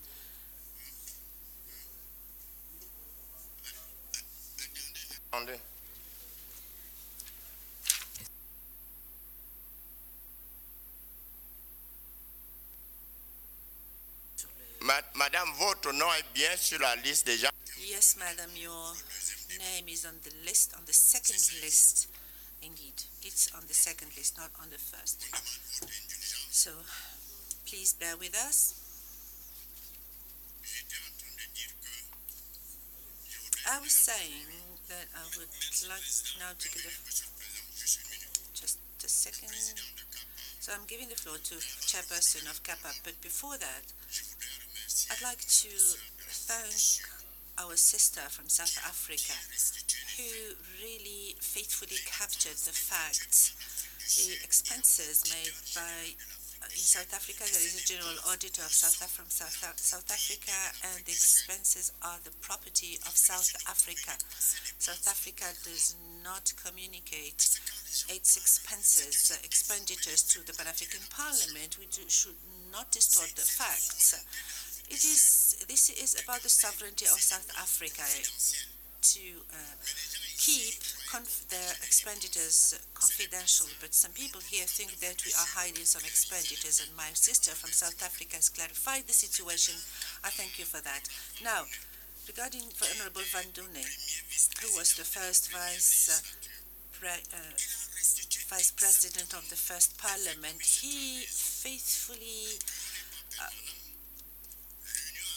captured the facts here. The Bureau was not permanent. The African Union decided to transfer the administrative and financial management to the clerk. This is why we have two articles that are source of problem today. We have the first article that says that it is the Bureau that manages the Parliament, and then when this article has been revisited, Article 1 has been amended as saying that it would be the clerk that would be in charge. Therefore, most or all the expenses here are not authorized by the Bureau. The President cannot authorize any expenditure. The Bureau and the President are not aware of any of the accounts. When the AUC delegation comes here, do not or send messages, they do not copy the Bureau. So please, let's try and not be so passionate. We can defend individuals, but we cannot change texts. Now, what disturbs me very often is this passionate way of posing problems, of raising problems. A legal opinion is a legal opinion. When you talk of a legal opinion, it means that you give your legal opinion, and then the decision maker will decide. The problem that we have today is to revisit the rules of procedure and the staff rules and regulations of the African Union. We should not read the law partially. The rules of the African Union says that once the clerk is appointed, it is the President that signs their contract, and he is or she is appraised by the President. But we say at the beginning that it is the plenary that does that. If you wish to submit the appraisal of the clerk by the plenary, let's review the text and say clearly that the plenary will appraise the clerk and not the President. You need to go through the entire rules and regulations. The other point, the other clarification I wanted to provide is that the organigram of the Pan-African Parliament provided for 74 positions, because in reality people thought that the Pan-African Parliament is one of the departments of the African Union, and out of these 74 positions, 34 positions are international positions, 34 positions. And the 40 remaining positions are local positions. And now, so far, we have never reached this number of 74 persons that should be included in this organigram. And then we realized that for a parliament of 275 members, 74 persons are not enough. And for those who consider today that have been abusers, are interested, Clerk Harawa, to review the organigram and to open it up, because if you take, for instance, the position of legal officer, there is only one person working. There is no one on the in the research department. We have 5 committee clerks only. So I asked him to review the organigram, to add the positions and posts, but nothing has been done. And I asked as well that audit of human resources be conducted to see whether the personnel, the staff that we have deserve the positions that they have. Nothing has been done. We've even gone beyond that. The contract as a supervisor of the contract I gave to the clerk as his supervisor, he refused to sign it. Worse than that, he called the media to accuse the president to be a thief, and this led to the conduct of an audit from the African Union Commission. So when you say you talk of instability, that has never been for 5 clerks in 4 years. We had 2 clerks, including one that resigned and another one that had administrative issues. the 4 clerks that you are counting, the acting clerk, it was a decision of the Bureau. It was a decision of the Bureau. It has not been submitted to the plenary.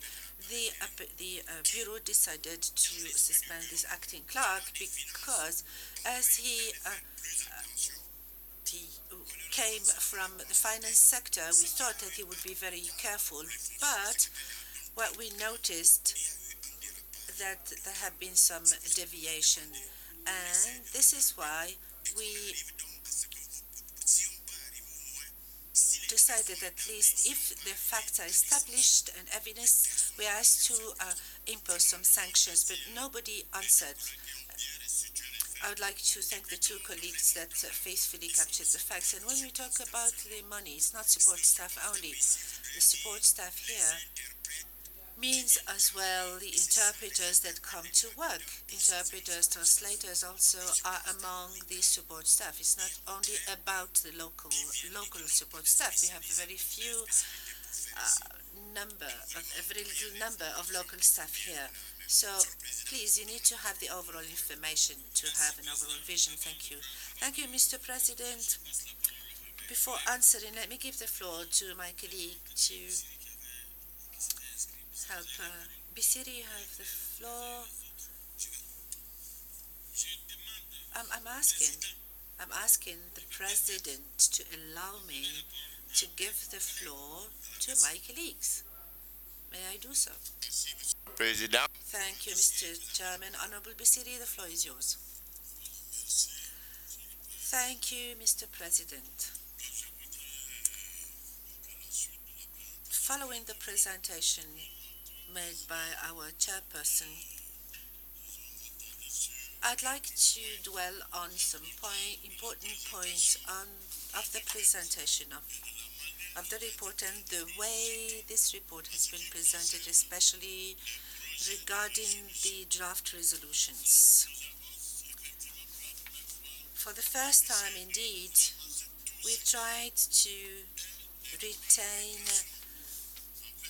anything that is related to the concerns of the Pan-African Parliament and draft them in the form of resolutions in order to ensure follow-up and monitoring.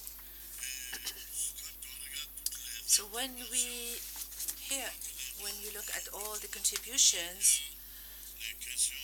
we can see in the resolutions there's the issue of the travels of the members of parliament and insurance, etc. But we tried to gather all these issues in a chapter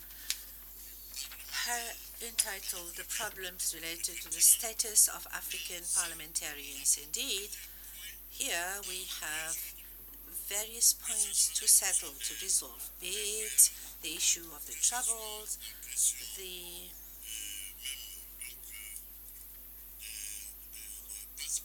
issue of the diplomatic passport. All this is included, all these issues are included in this chapter. I would like as well that we look, so that when people say CAPA should come up with the reports of external and internal auditors, well, this is not possible. You have mandated CAPA to look at these reports because very often in these reports there were recommendations and proposals that have never been followed, have never been observed. This is why CAPA has been created to be able precisely to follow these recommendations, to monitor the implementation of this recommendation, and also to submit these recommendations to the plenary. But when you look at these reports, the problem that you were raising, that is the issue of relating to the clerk, the headings of this issue has not been drafted by ourselves. It is the auditors of the African Union that drafted these headings and flagged this issue of the turnover of clerks.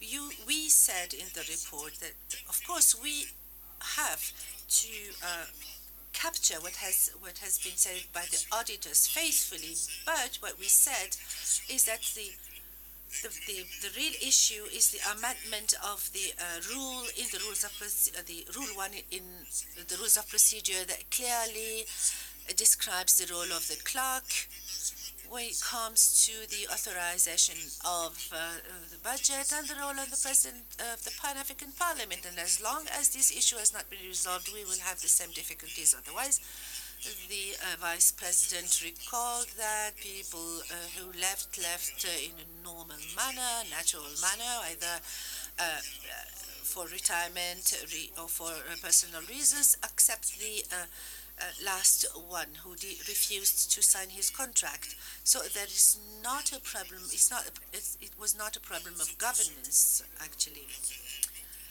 The other aspect regarding still on the draft resolutions, it is up to the plenary here to look at these resolutions and decide what could be adopted, and then these resolutions will be reverted back to or submitted rather to the legal services for them to clean the language and then for us to adopt them. This is why we included these draft resolutions here in this report. So if you validate these resolutions, it means that the Committee on Rules will consider them and prepare this draft legally, because this will go beyond our competence. So this is basically what I wanted to say regarding the major problems, including medical insurance. All these are points that are recurrent, that all the reports, you can find these same problems in all the reports that we have been having for years now. Therefore, this is why we decided to gather and to craft these draft resolutions. Thank you. I now give the floor to Honorable Amatae. Thank you, Mr. President. I would like to go back to one case. I'd like to thank the colleague from South Africa for enlightening us on the contribution of South Africa. But as you may know, this is about the host agreement that states that South African government makes available the premises to the Pan-African Parliament as well as transport and the security of the members. But I would like to say is that in international norms and standards, IPSAS would recommend is that this contribution be included in the financial statements of the Pan-African Parliament. Otherwise, our accountancy will still be wrong and false. So I don't know whether this is a contradiction. She spoke about sovereignty, but as long as these figures are not disclosed, we will have some problems with our accountancy. Thank you, and on our accounts. Thank you. Honorable Fantamadi, the floor is yours. Thank you, Mr. President. Barbara as well is going to take the floor later, I think. Yes, you have. Thank you, Mr. President. In my capacity as a rapporteur of CAPA, I only have some additions and clarifications to bring on the report of this CAPA. I hope that this will be added to the response of the chairperson of CAPA. These are only some clarifications I would like to provide. Regarding, I would like to ask the honorable members to understand clearly the work of this committee. This committee does not come up with a report spontaneously. There is no report tabled by this CAPA that is drafted by the members of CAPA. It stems and emanates from the reports that are drafted by internal and external auditors. And anything that is in this report is based on the auditors' reports. Therefore, the CAPA, the committee, receives 4 or 5 huge reports that we look at and that we consider, and then we meet with the staff members of the Pan-African Parliament, and then we take all the opinions, and then we draft our own report that can be presented in 1 hour, whereas our work takes us some 4 or 5 days, and we also have to draft this report in 2 hours only. If the honourable members think that they can have all the information that are enshrined in the reports, they will need to have a whole day, or at least, or even 2 days to consider the report of CAPA. Therefore, you need really to be clear of how this committee works. The other issue is the confusion to be avoided between the role of CAPA and the role of the Financial Committee. Anything related to the budget and the planning is the work of another committee. It's not the work of CAPA. So if you have any financial issues or questions, you need to ask them, to put them to the Financial Committee. Anything that is related on the follow-up and the review of the work of this Parliament and the harmonization and alignment of the work of the Pan-African Parliament with the provisions of the African Union. This is the purview of CAPA. That is also the basic and the major challenge before this committee is the implementation of this recommendation. It's easy to draft easy to draft reports. So I was saying the challenge is to implement these recommendations. The way we follow up and monitor the implementation of the recommendations so far, we've been having the same recommendations for 3 or 4 years. 60% of implementation rate only. This is a real problem, a real issue. Now, regarding the problem of language in this report, the host country does not give any cash money, as we said earlier. And the honourable member from South Africa did explain this very clearly. There is a budget, but this budget is not included in the statements. Therefore, the Pan-African Parliament would wish that the host country give the statements, the financial statements, for them to be aware of them. Because some think that there are some funds that are given and we don't know where they go. So there are expenditures regarding the premises, the transport, etc. So the host country is contributing in kind, but not giving cash money.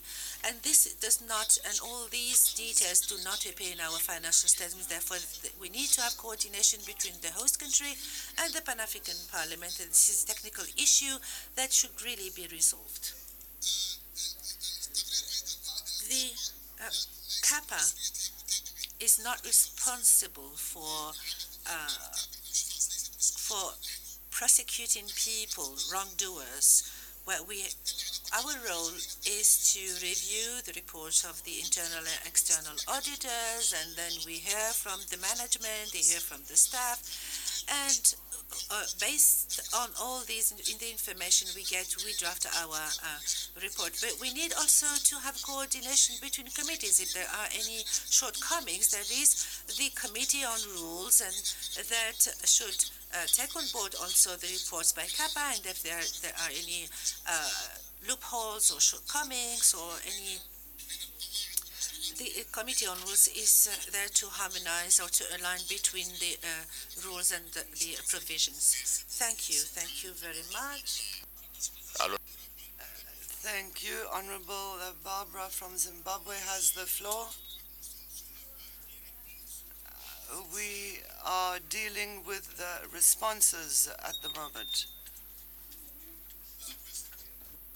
We asked them to respond to the issues. Mr. Speaker, Mr. President, I'm surprised that the issue that I raised, very critical about page 36, the table that have shown malfeasance, people using money that have not been budgeted, none of them have spoken about it. Is it that what I'm saying is a lie or is it true? I want them to state it. I beg you, because they are responding. If they finish and they don't, we will not be able to make headway. Because CAPA is supposed to bring the issues, even identify who and who are the culprits and what sanctions have they proposed for us to approve. So please, they should respond to the detailed issues. Thank you very much.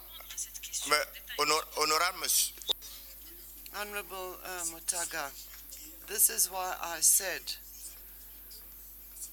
that maybe you are too involved in this matter. We are going around the table. If at the end the chairperson of the committee has not responded to your liking, then you may make those comments. You. I'm sorry then. Barbara. Thank you very much, Honorable President. In my capacity as the Deputy Chairman for CAPA, I would want to respond to few issues that has been raised. And maybe from the onset, let me also respond to other members who may have an insinuation to think that CAPA has to identify flaws and gaps and then give a conclusion to what has to be done or prosecute or take action. I'm sure everybody understands that CAPA is an audit committee. So we just identify gaps and identify, as you have seen it noted down in the tables, to tell you, the plenary, what is exactly happening in our organization. Then as plenary also, and as MPs, we come together to have a conclusion on how to deal with these situations. Recommendations are there from CAPA, yes, and if our recommendations are not good enough, you are also there to add and say, why can't we do things this way and that way? Without thinking or without insinuating that the report was written in favor of who and who. We are Africans. We need to have love for our African countries and our African people. Let's correct that, honorable MPs. Number one response. Money from the partners that has not been mentioned in the report. It was an issue that was identified by the external auditors, and we also noted that.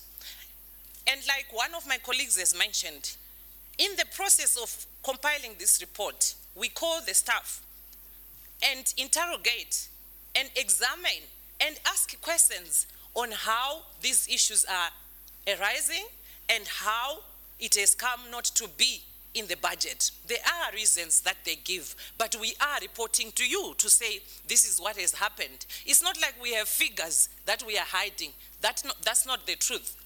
Because staff are doing their work the way they think they should do it. And we are there to tell them that this is wrong. This is not the way it should be done. So money from the partners that was sourced by the institution was not involved in the budget, yes, and that is wrong. And it has to be corrected, as we recommended. Number two, we truly have, it's an issue of... More minute, honorable member. Okay, my colleague who was here raised the issue of staff shortage and that we should, our clerk committees have too much work. Yes, it's true, we have shortages of the staff, but the CAPA has also identified that there's a gap of inefficient staff.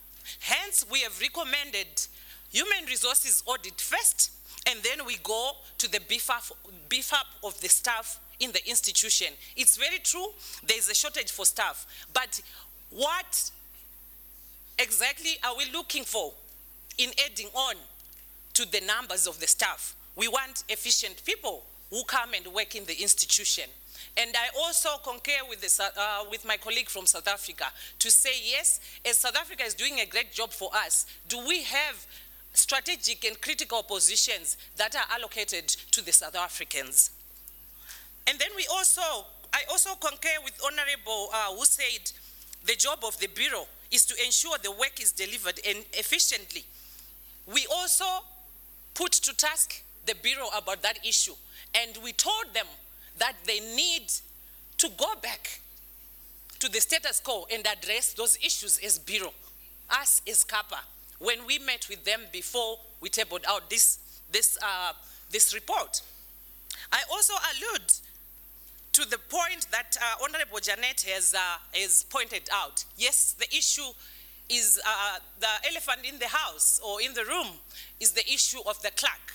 We have raised that with the Bureau. That has to be solved and be finished with henceforth, so that this organization has a correct and a proper CEO that runs the institution, since our Bureau is not here full-time to be working and to be overseeing the operations of the institution. I thank you and I submit, President. L'honorable. Thank you. Honorable Fantamadi. Thank you, Mr. President. Thank you, dear colleagues, for all your input, for your questions and your contributions.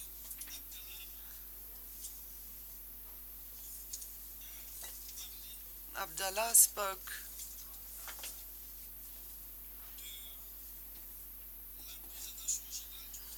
about the general presentation of the budget, the audit report, saying that implementation of the budget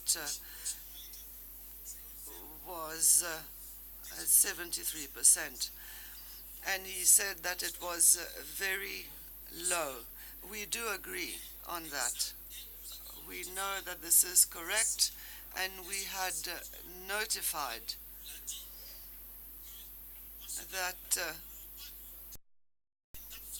because we do not have a big absorption capacity of the budget, this is why PRC is reducing the budget every year. The issue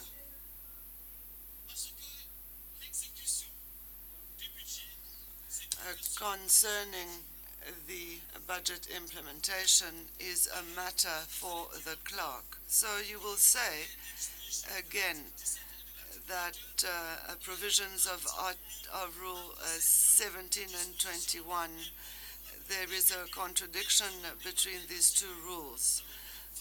And we asked that detailed work is done on that in order to put an end to the doubt on this issue. We also said that to the PRC. Concerning the table, it is a matter of schools of thought. Some put the credit on the right-hand side, and the table, however, is very simple. I said that here you have percentages, and the 2015 budget was approximately 17 million. And in 2016, 20 million. In 2017, 6 million. Those are the figures on top of the table that represent the budget. Lower in the table are the percentages. And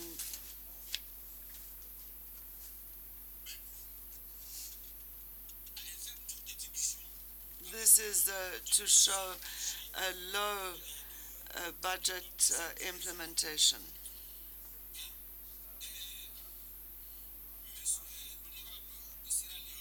The honorable member from Sierra Leone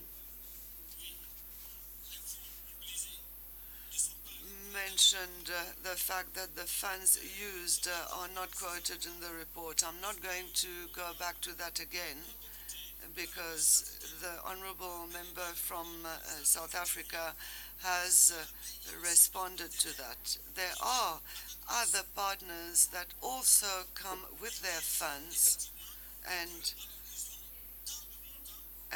they say they've got X funds for the year for the Pan-African Parliament, but it is in installments.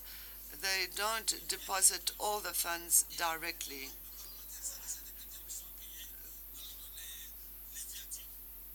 The number of per diems that are paid, the lunches, etc., etc. So if you are not given resources, how is it possible for you to enter all these details on a balance sheet? We called upon this partner to say we need to trust each other.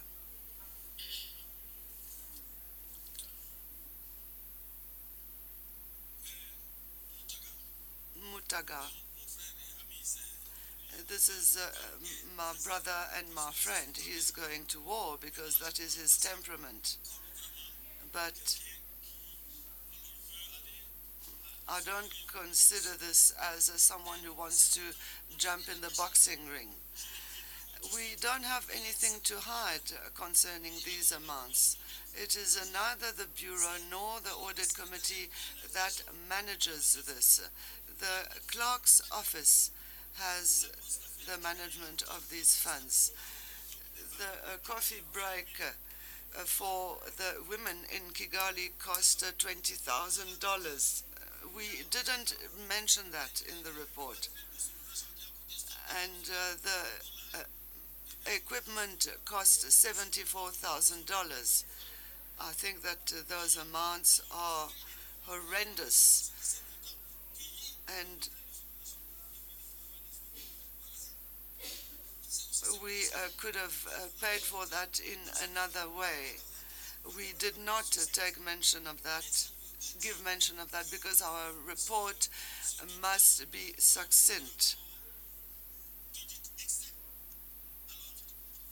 The external audit report, microphone please.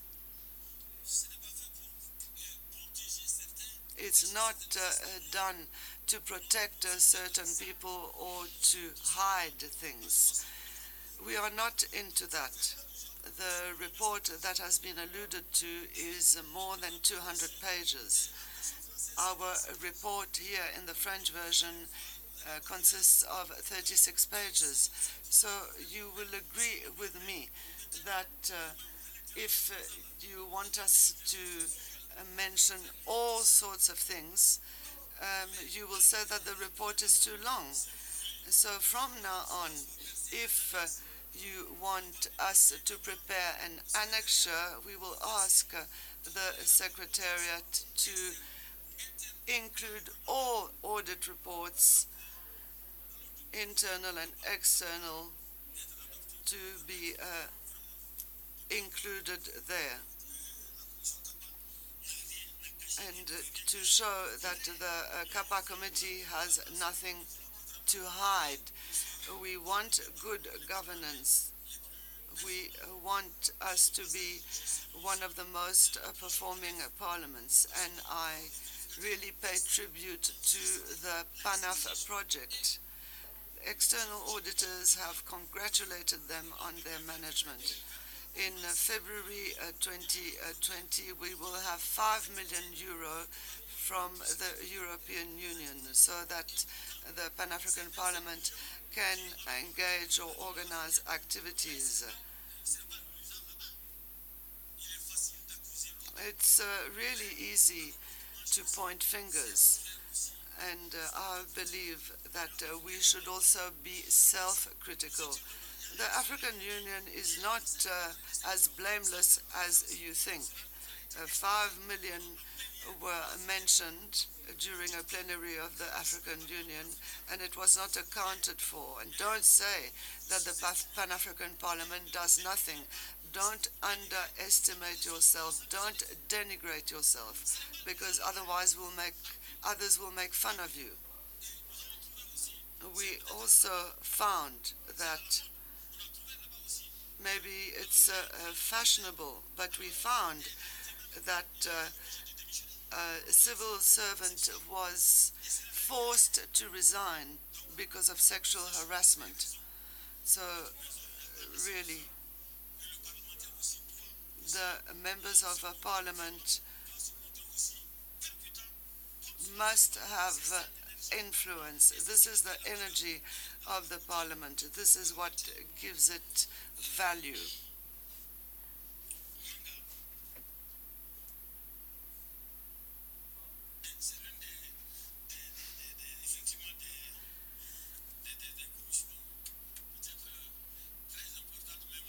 Yes, maybe it is one of the most important committees. There are 15 of us, but let me tell you something. We never actually reached the number of 15. Most often there are 12 of us. And recently, Parliament funded the air ticket, return air ticket, and there were 6 of us. The chairperson of the Committee on Rural Development is there. I mean, he has about 30 members in his committee, but there were no more than 17 members at one point. So we need to point fingers to ourselves. We need to keep the committees alive. So why has the number reduced? In October 2015, the Committee on Audit and Public Accounts was created on the basis of regional caucuses. We have 5 caucuses, and therefore we are 15 members. If we ask to increase the number of members, if we arrive at 30 members, it is probably 5 or 10 members who will do the work. It is not about numbers, it is about the quality of the work that gives value to committees. This is an activity that we undertook in producing this report. We are only human beings. We make mistakes. Honorable Diallo, indeed, we missed a few things, and we will correct what you have mentioned in future.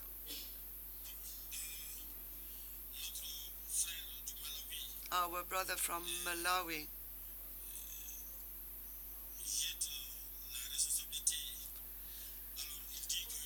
speaks about accountability and says that we do not have a right to sign. It is the clerk who should sign. I don't really know what this is about. If they, as in the Secretariat, need to sign the audit report, well, I'm proud to sign it with my rapporteur, because it is the synthesis of audit reports. We're not reinventing the wheel here. It is through the documents produced, and because of our mandate that says that we need to work on the report of internal and external auditors and work on recommendations too. So we are synthesizing. Anyone who synthesizes a 300-page report to 36 should be congratulated.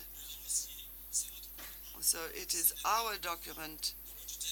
It is not the report of the internal auditor, and he or she signs at the bottom. When we present to you the report of the Audit and Public Accounts Committee, we sign, because it is the mandate of the African Union that led to the creation of this committee. Other chairpersons of other committees sign their own reports as well. Madam Jeanette's questions were responded to by Barbara Maxa from Zambia. When he was speaking, I didn't have my headphones on. I was talking to someone, and I don't really know the result of what he said. The elder from Angola made a contribution that I thank him for. And let me conclude. Honorable members of the Pan-African Parliament, let us pull ourselves together. Language barriers, well, whether I am a Lusophone or Francophone or Anglophone, let that not be a handicap or an obstacle. We need to take advantage of our advantages. Those are languages of colonialism. I ask for wisdom from everyone. Thank you. Thank you very much, Mr. Chairman. Yes, point of order. Honorable Chiana from Malawi. I'm not satisfied with the answer of the COP. You have consistently, I think from yesterday, raised the issue that he went to the media. For the COP to go to the media is an ethical thing which should have gone to the Rules and the Privileges Committee to discipline him. But I am also in receipt from AU, a letter which reinstated the COP, Hara, to be back to this place. But it looks that decision has not been made, but that decision was made on 7th of February this year. So I'm wondering which rules. In some cases you are referring to the rules of AU, in some cases you are not referring to the letter of AU, because AU, as some, I think from Angola was responding to, the COP was dismissed on the other allegations, but that report should come into this plenary. Otherwise, the Rules and Privileges Committee must submit a report to this House for the COP why it's not up to now reinstated. Yet AU, I have the letter from AU which shows that it recommended that he should be reinstated to preserve the image of Pan-African Parliament. I beg to move, I submit. Monsieur le Président. Mr. President,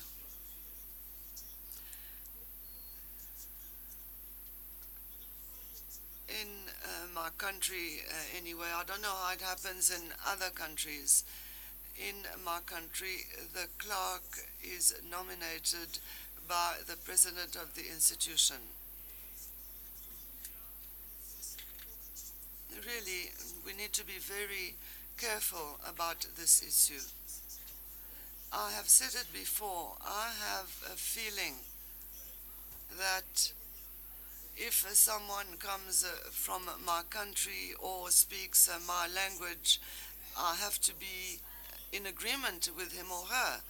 I don't protect anyone. If a person doesn't do his or her work properly, I am going to do something about it. And I said this to my brother Jobe. He has the same name as me. He is TRAORE, but in the Gambia he is called Jobe. In Senegal he is called Job. It's the same name.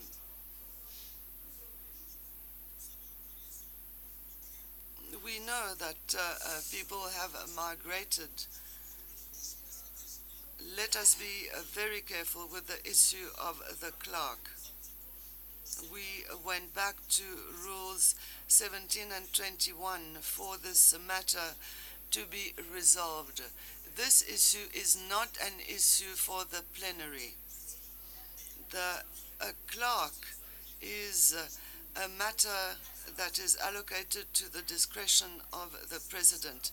No one will be above the law. We are here also to point fingers to the President when necessary. So let us be wise. Let us see the glass half full. This will really lead to the beauty and quality of our assembly.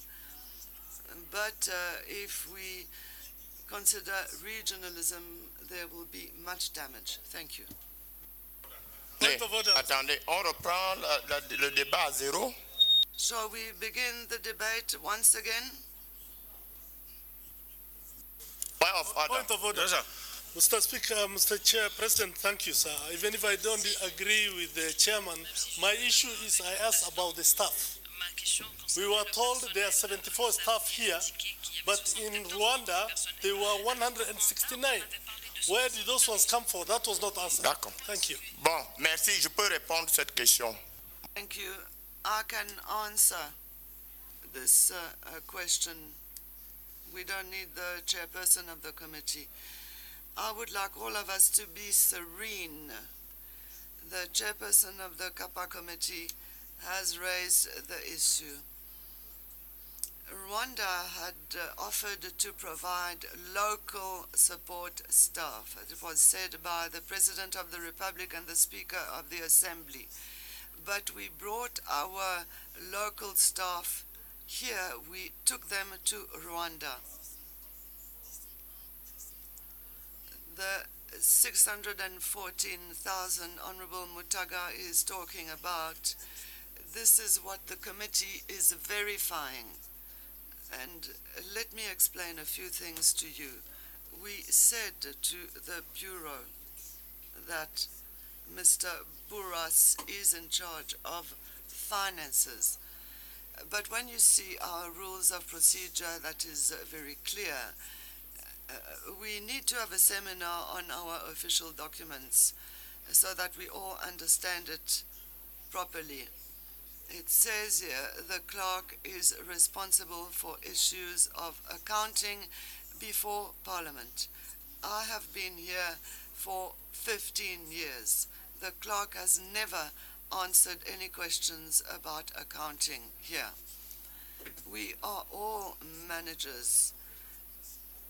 Accounting and financial management is a matter for financial and accounting managers. It is clearly said in the text that the clerk is an accountant. So to satisfy some of our colleagues, we can say that the President has stolen some money or the Bureau has stolen some money. You said there were expenses that were incurred without informing the Bureau. The Bureau was not informed that 62 people went to Rwanda. In terms of budget management, the clerk should not consider that. When the auditors come here, they have never asked me a question about financial management. They contact the people to whom money is sent. This is why the heads of state asked for the conductor of an audit. I'd like to repeat, to say what was said by my colleague Mutaga. If anyone says that Mutaga is a thief, this can stop here. But this matter was reached the heads of state, and I saw how the heads of state took this matter seriously, and they commissioned an international audit. Unfortunately, auditors came here, and I can give you the audit reports. These are only procedural matters. Auditors asked me 3 questions. The first one was, how many accounts are there in the Pan-African Parliament? I said, I don't know. And then, checks, do you sign checks? I said, no, I don't. And the third question was whether I know when money is sent. I said, no. And then they just left me. So the question is that saying that the Bureau has taken any money, this is not possible, this is not acceptable. For the clerk, I would like to say that we are all here officers, and you are supposed to supervise someone, and this person just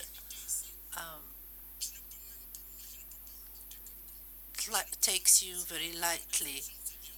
The right of sanctions comes from the African Union Commission, but you say that you are saying that you want to revisit the text. You can't say that the president is the supervisor of the clerk, and then when it comes to the appraisal, you say, well, the clerk would say, no, you cannot appraise me. So we need to harmonize our texts. We need to align them. Even leave the Bureau behind, because and say that the Bureau has nothing to do with the financial and accounting management of the Parliament. When I go on mission with anyone here, we have some allowances. The President has never had $1 more than any other member of Parliament or even staff member. So, saying that the President has stolen money, well, this is easy, but based on the international audit report has proven that the President had nothing to do with all these matters.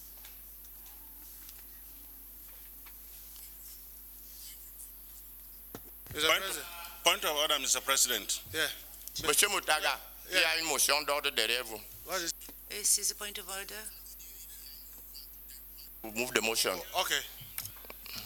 Mr. President, point of order, please. Point of order, Mr. President.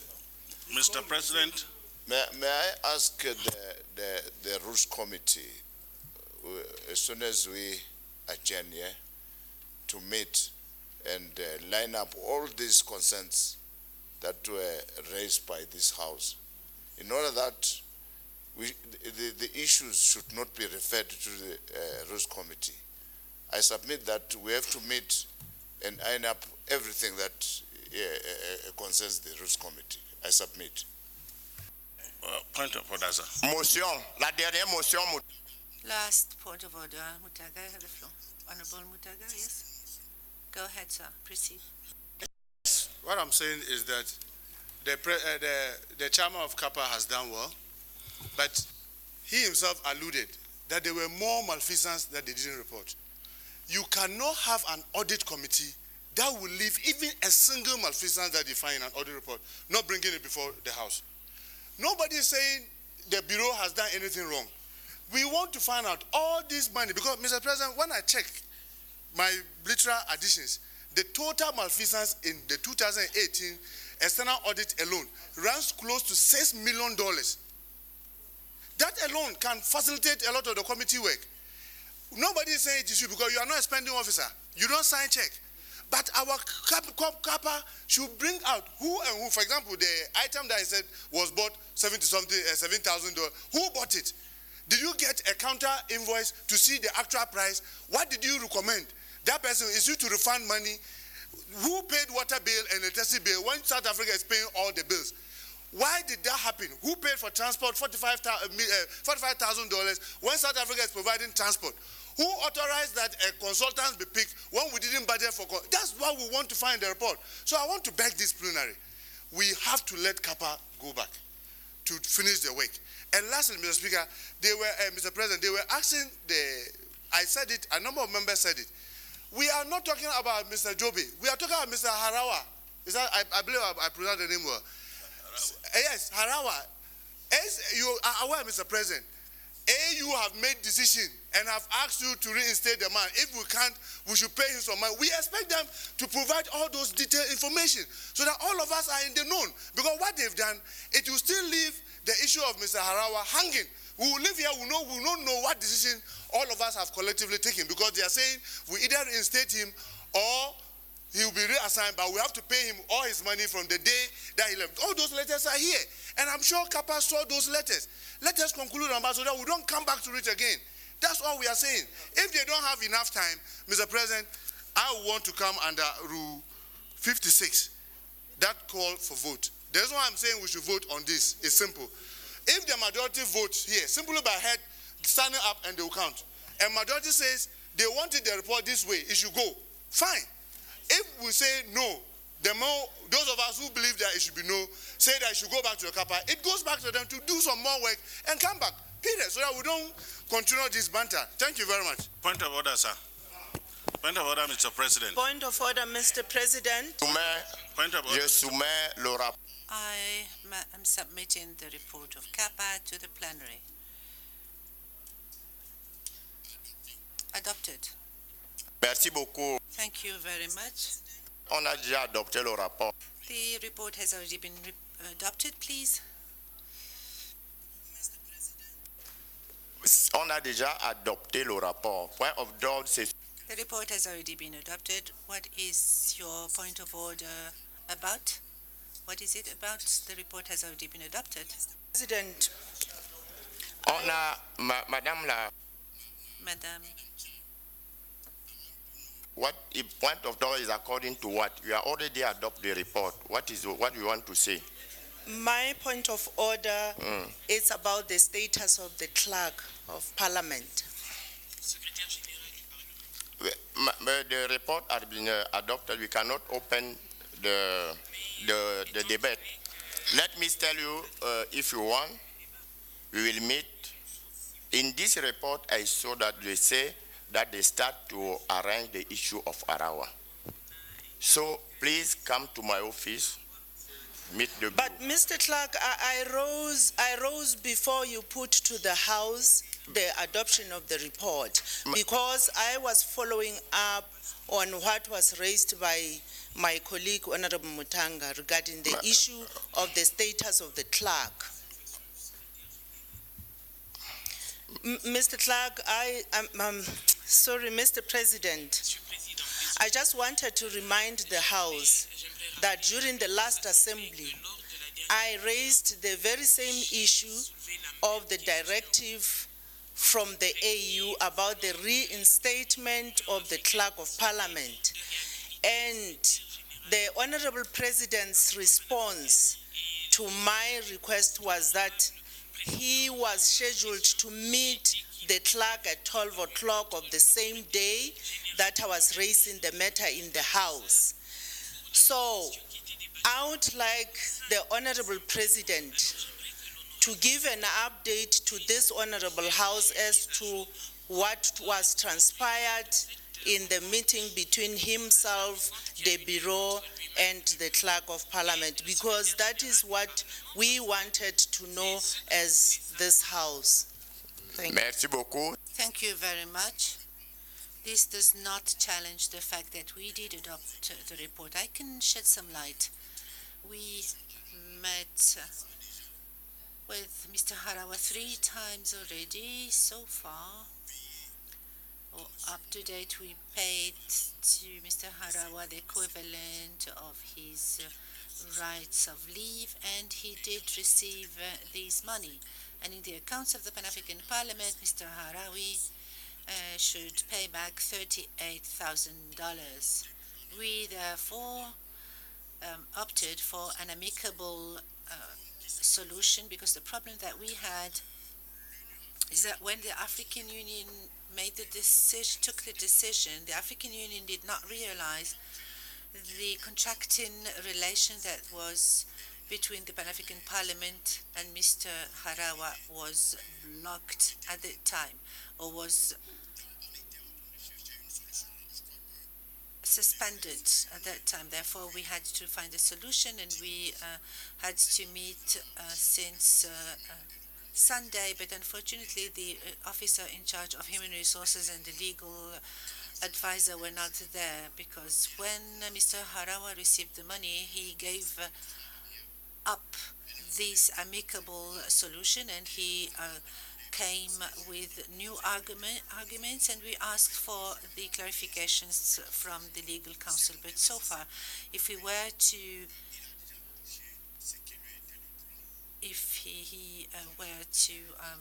leave, he already had received his rights, his money.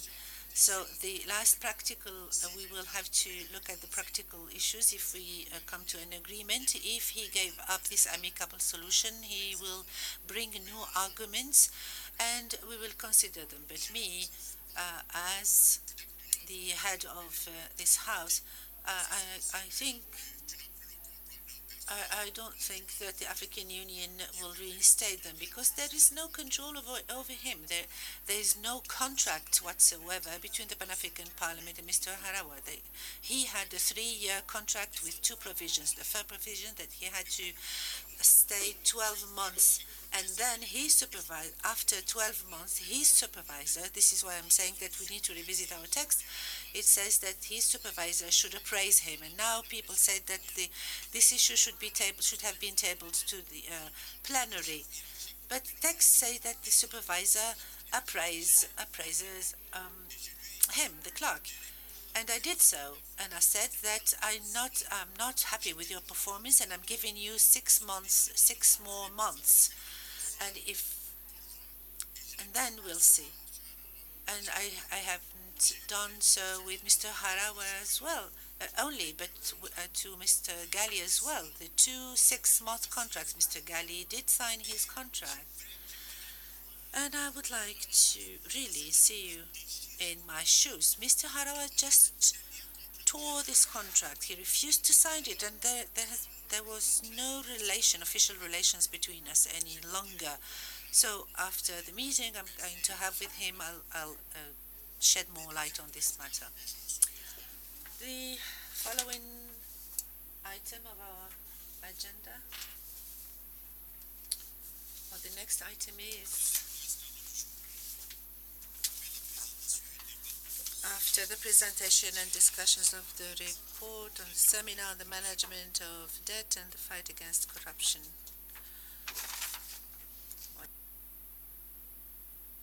Honorable Fantamadi. Honorable Fantamadi, the floor is yours.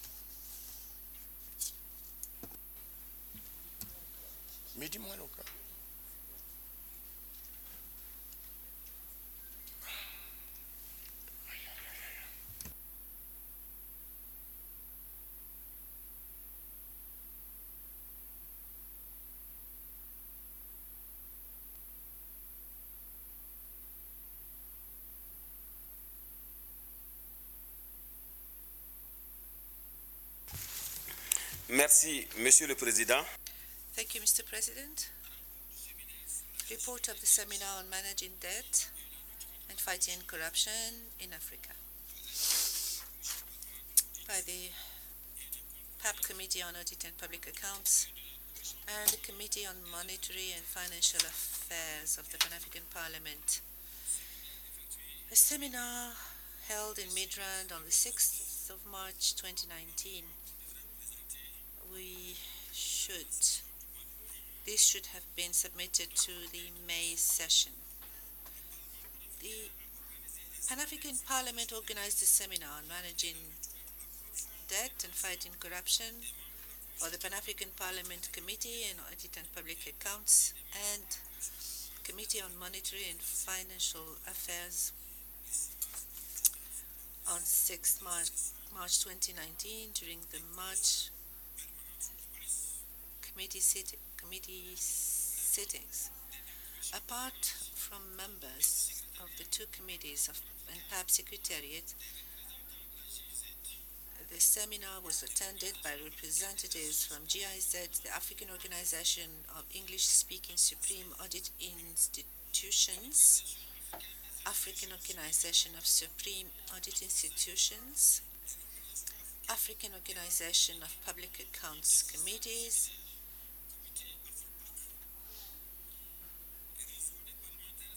African Parliamentarians Network Against Corruption, African Forum and Network on Debt and Development, African Tax Administration Forum, and African Union Advisory Board on Corruption.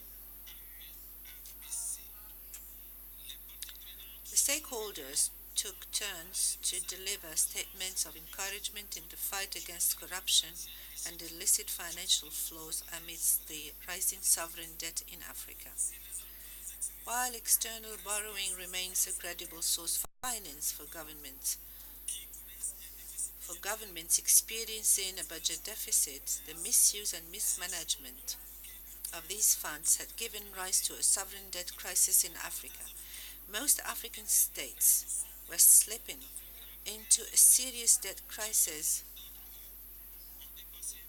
with most countries having exceeded the World Bank recommended rate of 50% to GDP. Due to meager foreign currency earnings coupled with low savings, most governments are either facing repayment challenges or the considerable share of their little earnings are directed towards debt servicing at the expense of social services and the productive sectors of the economy.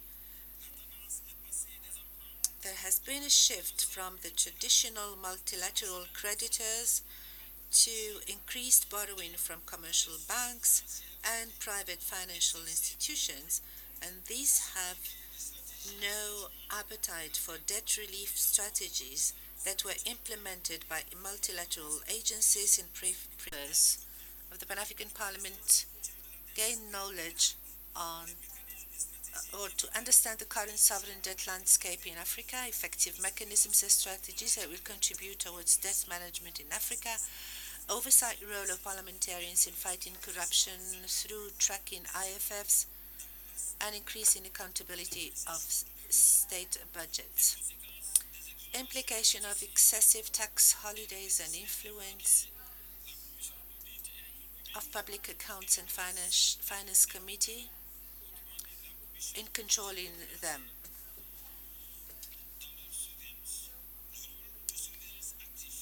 The active role that should be played and proactive role that should be played by the parliamentarians on debt and deficit financing by governments. I will skip the opening remarks delivered by 4 or 5 people, so including the President of Sudan.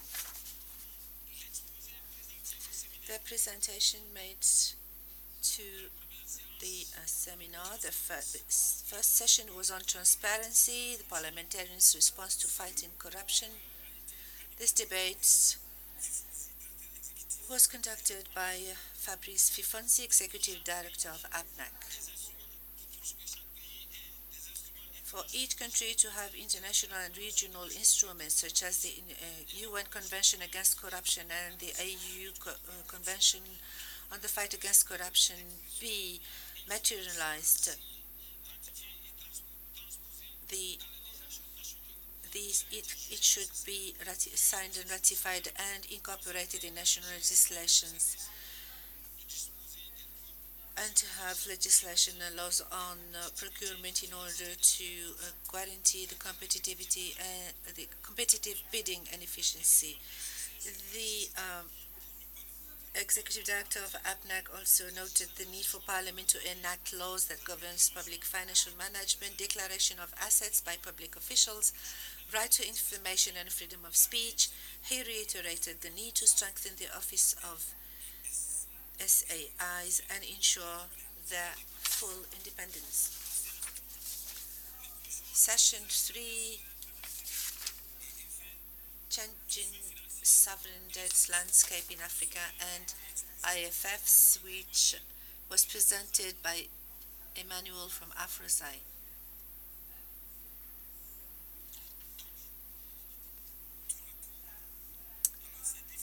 So these various organizations that were present at this seminar on debt and IFFs made their presentations as well, and then a closing speech has been delivered by the fourth vice chair,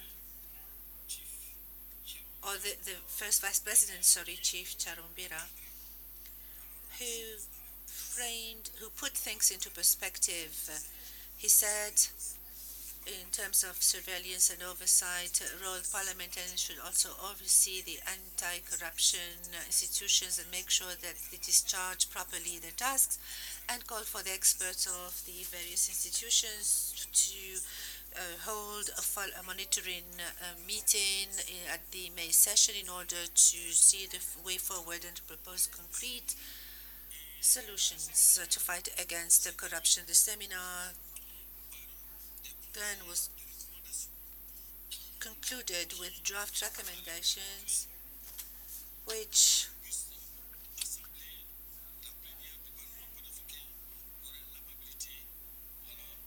will be undoubtedly accepted by this August House. The Pan-African Parliament draft recommendation on managing debt and fighting corruption in Africa.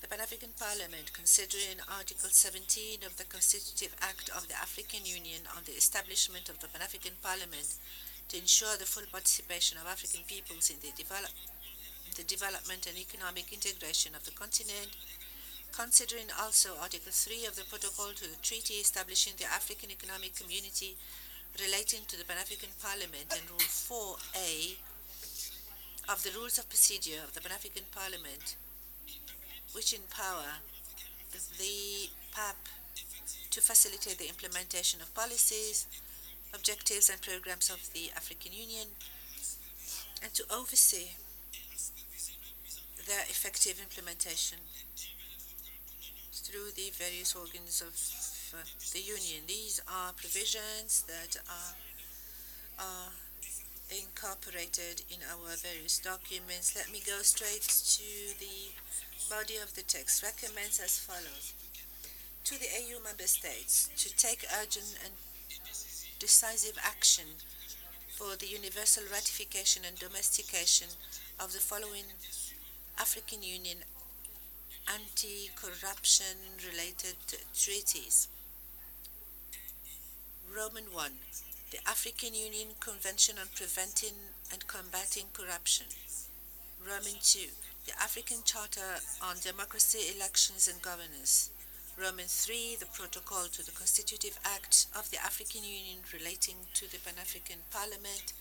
Roman 4, the Protocol on Amendments to the Protocol on the Statutes of the African Court of Justice and Human Rights. 2, to establish effective mechanisms and strategies that will contribute towards debt management and reduction in Africa, including through ensuring transparency and citizen participation in the processes leading up to the contracting of sovereign debts. To strengthen and the role and empower all national institutions which have a role in the fight against corruption, particularly public accounts and finance committees, national anti-corruption agencies, audit institutions, and the justice system.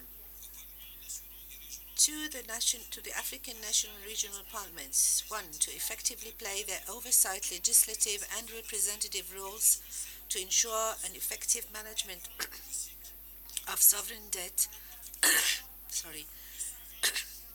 and break the cycle of corruption, particularly through timely tracking and oversight of public and private partnership and audit sovereign debt, as well as corruption, revenue, procurement, and illegal activities. 2, as the main pillars of democracy and good governance, to effectively deploy their legislative mandates to enact or revise national policies and legislations relating to the fight against corruption, including through ensuring non-conviction-based asset forfeiture, and that criminal law shifts the burden of proof from the prosecutor to the accused in cases of corruption and IFFs.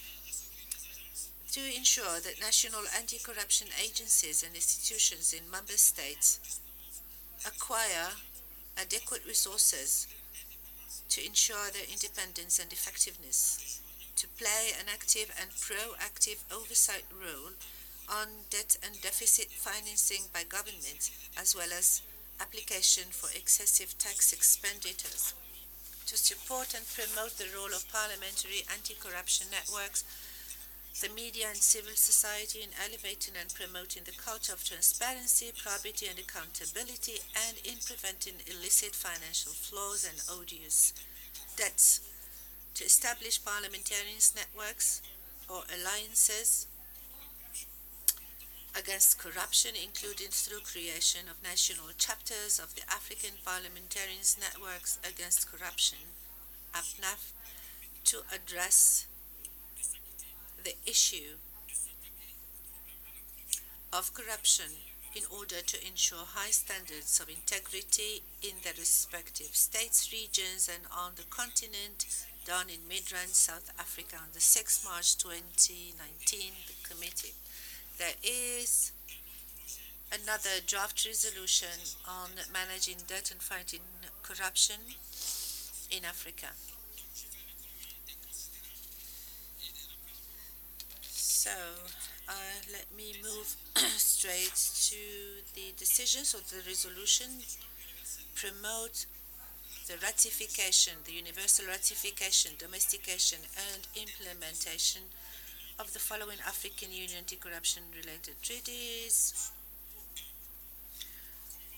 1, the African Union Convention on Preventing, and all these are already contained in the first document. Then in the second resolution is engage with the African national regional parliaments for full deployment of the legislative mandates to enact or revise national policies and legislations relating to the fight against corruption, including through ensuring non-conviction based asset forfeiture, and that criminal law shifts the burden of proof from the prosecutor to the accused in case of corruptions and IFFs. Also engage with the African national and regional parliaments for the effective exercise of their oversight, legislative and representative roles to ensure an effective management of sovereign debt and the breaking of the cycle of corruption, particularly through timely tracking and oversight of public and private partnerships and the audit of national sovereign debt, financial flows, revenue and procurement. Advocate with the AU policy organs for the establishment or strengthening, where applicable, of national and continental mechanisms and strategies aimed at effective debt management and reduction in Africa, including promotion of accountability, transparency, and citizen participation in processes leading up to the contracting of sovereign debts. Advocate with the AU policy organs and member states for the strengthening of the mandate, independence, and the capacitation of all national and continental institutions with mandate relevant to the fight against corruption, particularly public accounts and finance committees, national anti-corruption agencies, audit institutions, and the justice system. Support and promote the role of parliamentary anti-corruption networks, citizenry, the media, and civil society in promoting the culture of transparency, probity, accountability, and in preventing illicit financial flows and odious debts. With interested partners towards the harmonization of national laws and standards in the field of debt management and the fight against corruption, including through development, adoption, and proportion of continental model laws, model double taxation agreements, and other sectoral standards for use, adaptation, or adoption by the AU member states.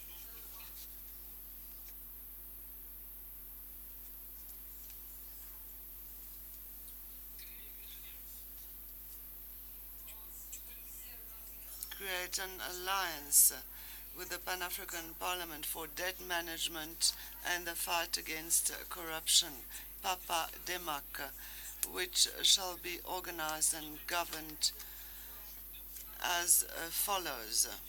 All members of the Committee on Monetary and Financial Affairs, the Committee on Audit and Public Accounts,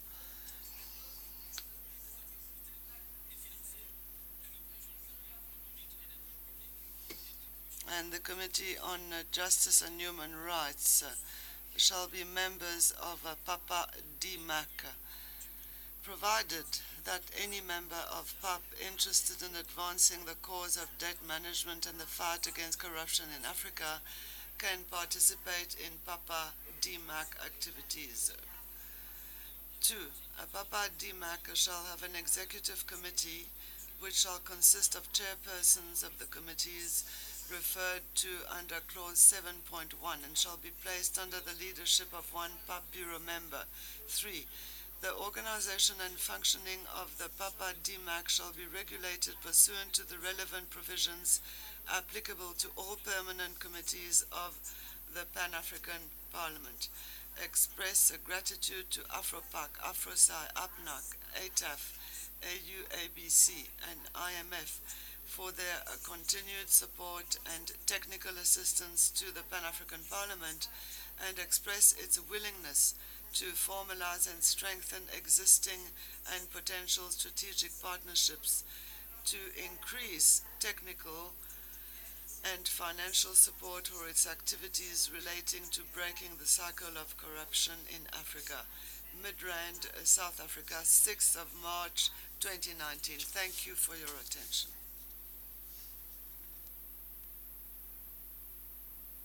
Merci, Monsieur le Président. Thank you, Chairperson. I have before me a list of 16 MPs who have asked for the floor.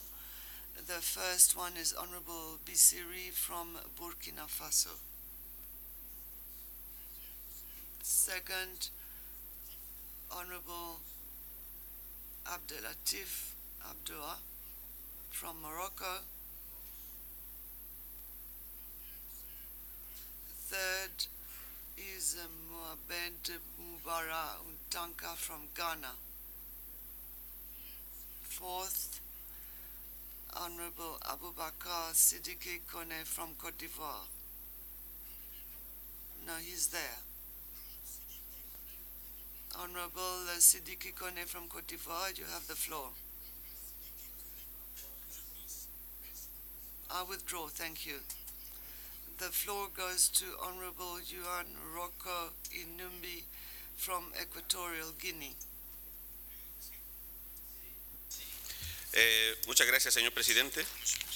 Thank you very much, Mr. President, for the floor. I do hope that the interpretation is working properly. Yes, thank you. First of all, I should like to congratulate Honorable Fantamadi and also remind you that in this chamber we are Equatorial Guinea and we use Spanish since we have been colonized by Spain.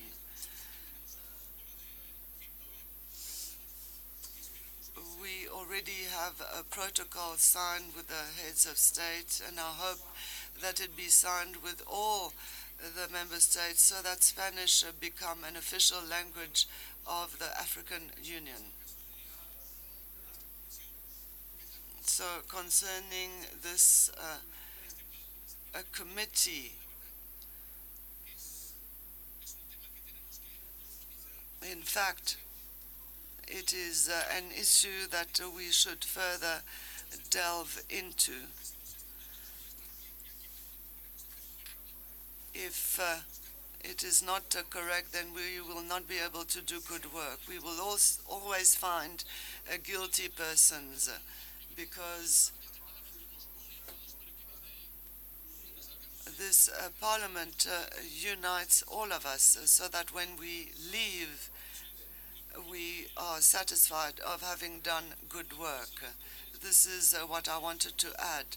And about the Committee on Audit and Public Accounts, I would like to know what measures have been taken to fight corruption in this institution.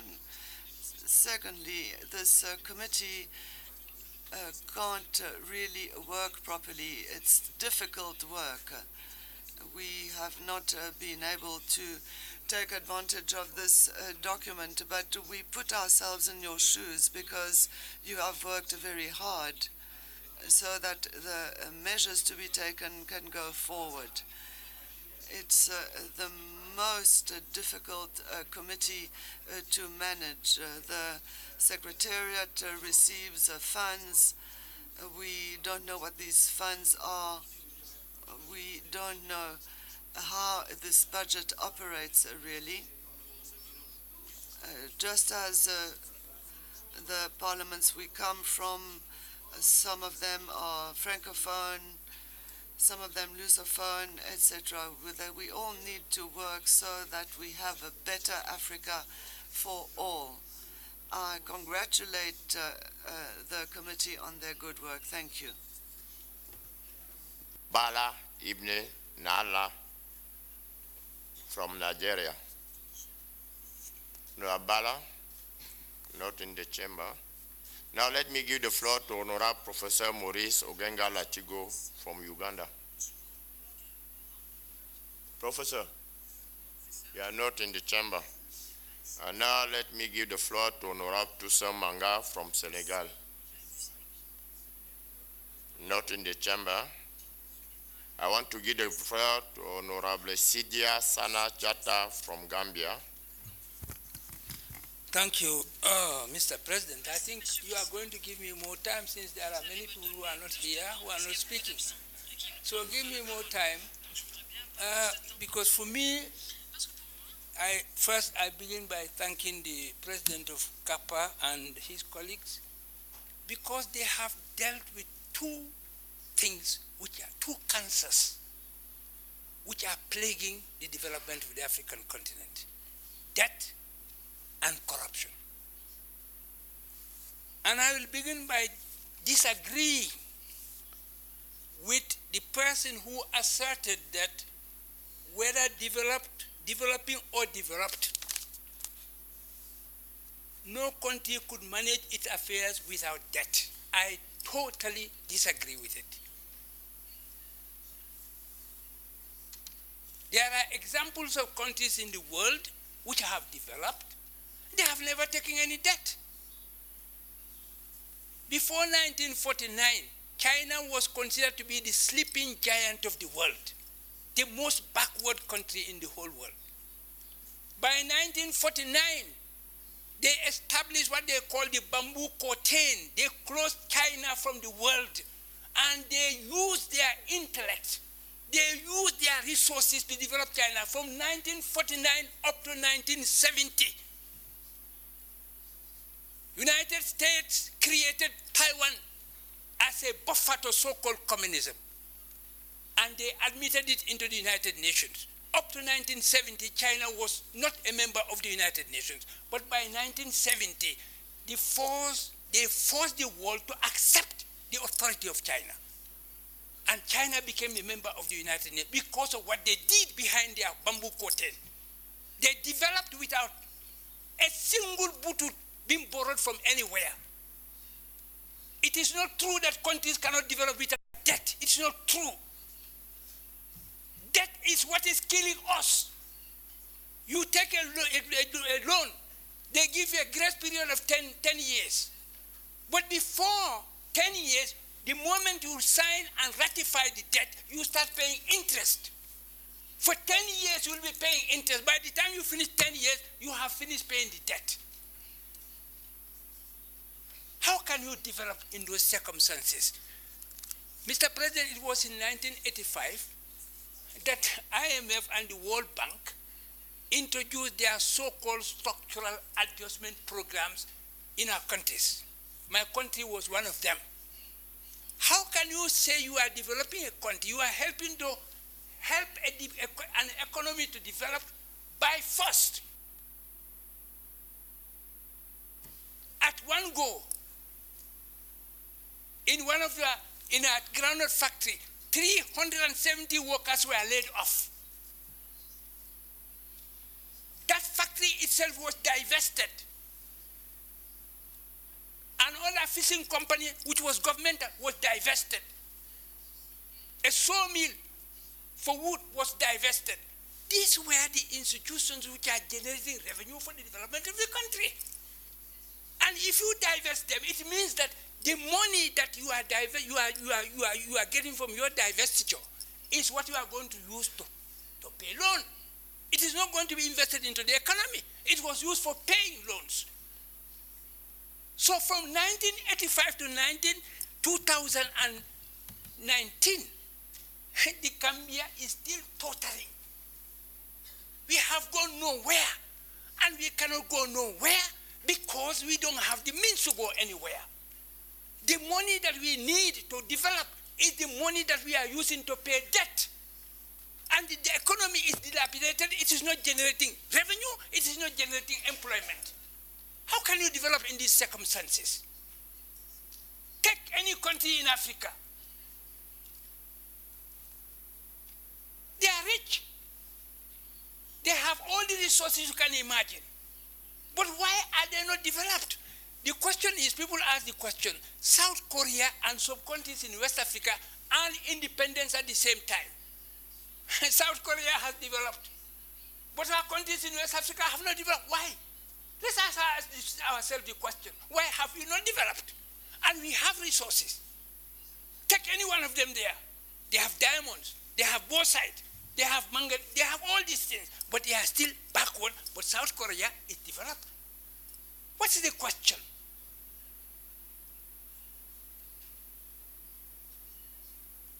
I think we have to begin to look at ourselves again.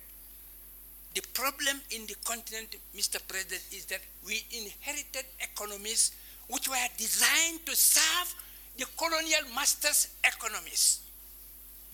My country was transformed into producing groundnuts. And we produce groundnuts raw, and since we don't determine the price of the groundnuts, we sell them cheap to them. They take them away, transform them into oil, into soap, into margarine butter, and all the rest. They bring it back to us and sell it back to us expensively. When we sell, we lose. When we buy back, we lose. How can we develop? How can we develop? It is not possible, Mr. Speaker, Mr. President. And now we are talking about free trade. That's 1 minute more. 1 more minute again. You are very gentle, thank you. Africa Free Trade Zone. I said the other day, for me, it is a joke. Where are we, what are we going to take there? We import from Europe and then take it there?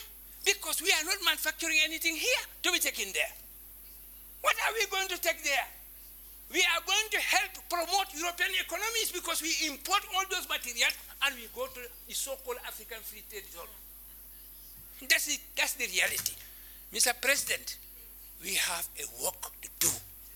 Wallahi, you are talking about cutting each other's throat here about positions. This is not the way to immortalize the memories of the founding fathers of the African Union. We are killing their memories. We come here, we shout at each other about things which are irrelevant, and we leave issues back. This continent is tottering under poverty, under everything negative. And this parliament should be the symbol of African unity. Here, we are manifesting this parliament to be the symbol of this unity. All the problems that were buried in 1963 in Addis, 25th May, are coming up again. They are all coming up again. Francophone, Anglophone. Are you independent? You come here, you speak in borrowed languages. You don't even understand those languages. We are representing people, when we speak, they don't understand anything that we say here. And we say we are representing African people. It is not true. We are representing nobody. When you speak your French here, I speak my English, he speaks his Portuguese, she speaks his Swahili or whatever, Spanish. The African people don't understand a word of what we are saying here. And we claim to be representing them. It is a lie. Thank you. Thank you very much. Thank you very much. Thank you, Honorable Jatta. Now I want to give the floor to Honorable Janet Ongera from Kenya.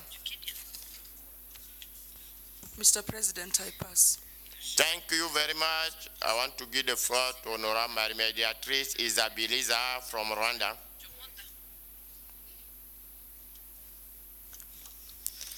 Merci, Monsieur le Président. Je m'avais Thank you, Mr. President. I was on the list to comment on the first report. Thank you. The floor goes to Jude Jomo from Kenya. Jude Jomo from Kenya has the floor. À l'honorable Yapabu. Honorable Chapabu Jacques from Benin. And now give the floor to Honorable Hyacinthe Nkondo from Rwanda.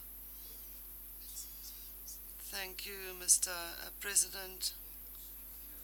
I will ask for the floor again concerning the report of the committee. Thank you. Thank you, dear colleague, Honorable Abdu Ali from Kenya.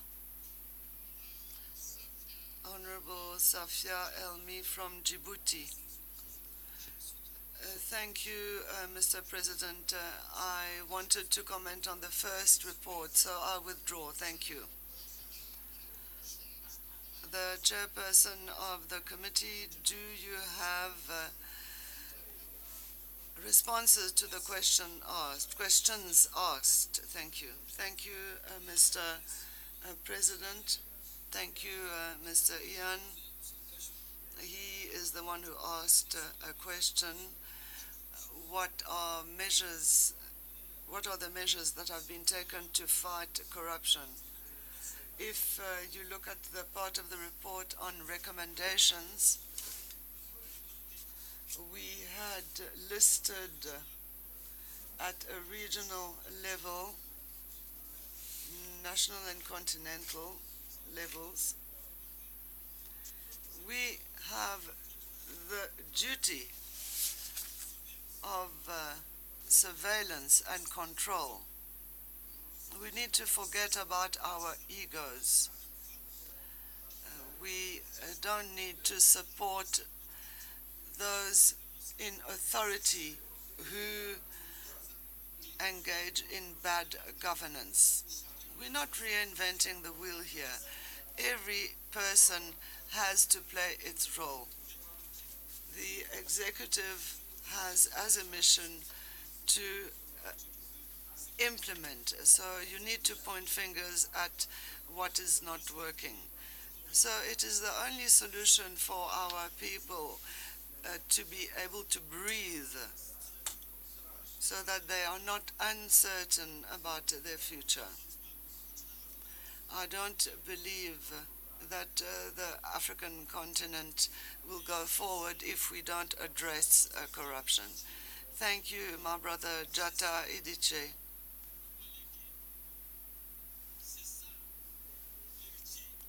This is the heir of Junata Keita.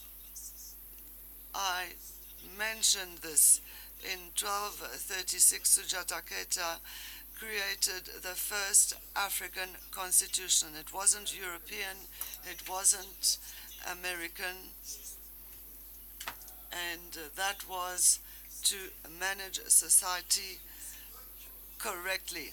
He reminds us of the creation of the African Union, its founding fathers, that are crying today in their graves when they are awakened to see our continent. I don't despair, but I do believe that there will be change from all of us to address language barriers, to speak with one voice for one Africa. Thank you.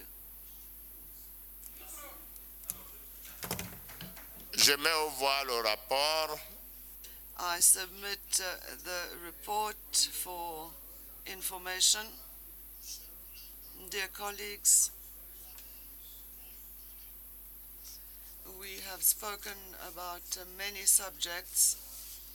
I would like to draw your attention to the fact that following the recommendation of plenary, your Bureau had initiated an investigation whose whose conclusions led to a disciplinary procedure against the acting clerk. The disciplinary council is headed by the chairperson of the African People's Court, and they have concluded their proceedings. The chairperson of the court should like to communicate his conclusions to the plenary. So I invite you to be present at the afternoon session for plenary that will only last 30 minutes because no comments will be allowed. This will be a closed session without staff, without journalists, without visitors. I should like to ask for the indulgence of plenary so that the agenda be amended according to the amendment I have just mentioned. The chairperson of the court has to go back to Arusha immediately after his presentation. So it is so decided. I thank you. Dear colleagues, we have reached the end of our proceedings. So I invite you to be back here at 2:30 this afternoon. It is a presentation that will not lead to any comments. The process will continue. We are still looking for the truth. Thank you very much. The meeting is adjourned until 2:30 this afternoon. Thank you.